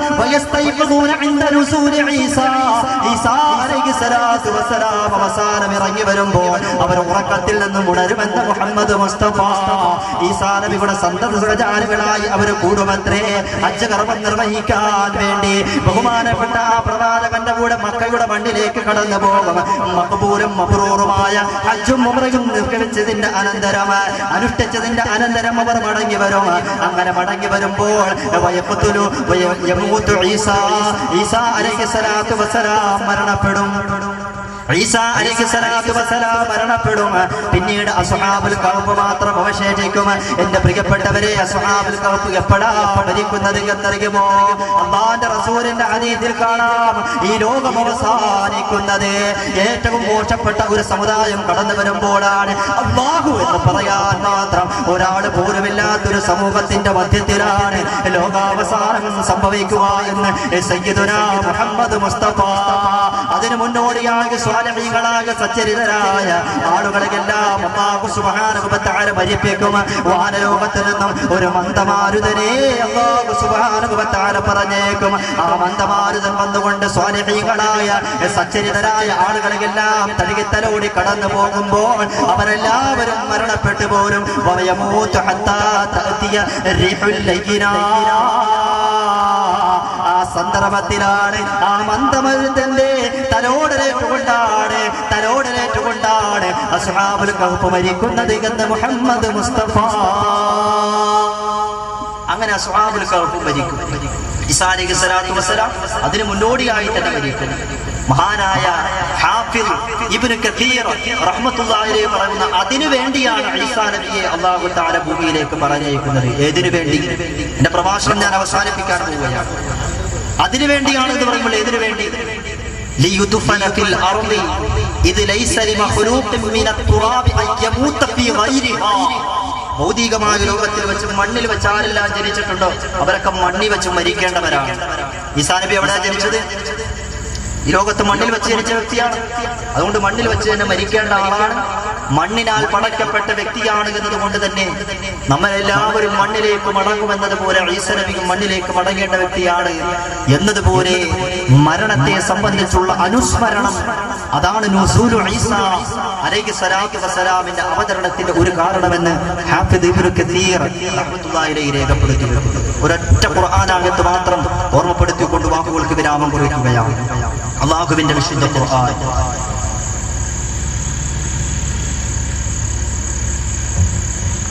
ആ മരണത്തെ സംബന്ധിച്ചുള്ള അനുസ്മരണം നമ്മുടെ ജീവിതത്തിൽ ഉണ്ടാകണം. കാരണം എന്താണ്? ഒരൊറ്റ ഖുർആനായത്ത് മാത്രം ഊതി വയ്ക്കുകയാണ്. അല്ലാഹുവിന്റെ വിശുദ്ധമായ ഖുർആൻ പറയുന്നു, വമാ തദ്രീ നഫ്സും ബിഅയ്യി അർദിൻ തമൂത്. ഏതൊരു ഭൂമിയിൽ വെച്ചാണ് മരിക്കുക, ഏതൊരു ഭൂമിയിൽ വെച്ചാണ് മരണം സംഭവിക്കുക, എപ്പോഴാണ് മരണം സംഭവിക്കുക, എവിടെ വെച്ചാണ് മരണം സംഭവിക്കുക എന്ന് നമുക്ക് ആർക്കും പറയാൻ കഴിയില്ല, നിശ്ചയിക്കാൻ കഴിയില്ല, നിർണയിക്കാൻ കഴിയില്ല. എന്റെ പ്രിയപ്പെട്ട സഹോദരങ്ങളെ, എന്നെ കേൾക്കുന്ന ശ്രദ്ധിക്കുന്ന സഹോദരിമാരെ, ഈ വിനീതന്റെ പിതാവിന്റെ കൂടെ ജോലി ചെയ്തുകൊണ്ടിരുന്ന കോഴിക്കോട് സ്വദേശിയായ ഉമർ എന്നൊരു സഹോദരന് അദ്ദേഹം ഒരു കല്യാണ വീട്ടിലേക്ക് കടന്നു ചെന്നതാണ്. ചെറുപ്പക്കാരനായ സഹോദരനാണ്. കല്യാണത്തിന്റെ ക്ഷണം സ്വീകരിച്ചുകൊണ്ട് കല്യാണ വേദിയിലേക്ക് കടന്നു ചെല്ലുമ്പോൾ അവിടെ ഗാനമേള നടക്കുകയാണ്. വളരെ മനോഹരമായി ഗാനമാലപിക്കുന്ന പാട്ട് പാടുന്ന അദ്ദേഹത്തിന് ഒരു ഗാനമാലപിക്കാൻ ഒരു മോഹമുദിച്ചു. അദ്ദേഹം അവരോട് ചോദിച്ചെനിക്കൊരു പാട്ട് പാടാനുള്ള അവസരം നൽകുമോ? ഒരു പാട്ട് പാടാനുള്ള അവസരം നൽകുമോ? ഒരു പാട്ട് പാടാനുള്ള, ഒരു ഗാനം ആലപിക്കുവാനുള്ള അവസരം നൽകി അദ്ദേഹം ഒരു പാട്ട് പാടി. ഏത് പാട്ടെന്നറിയുമോ? ഏത് പാട്ടെന്നറിയുമോ? കെട്ടുകൾ മൂന്നും കെട്ടി കട്ടീരിൽ നിന്നെയുമേറ്റി ഒരു ദിനമുണ്ടോ ഒരു യാത്ര, തീരെ മടക്കമില്ലാത്ത യാത്ര. മൂന്ന് തുണ്ടം തുണി ചുറ്റി മുറിയാതെ ദിക്റും ചൊല്ലി. മൂന്ന് തുണ്ടം തുണി ചുറ്റി മുറിയാതെ ദിക്റും ചൊല്ലി.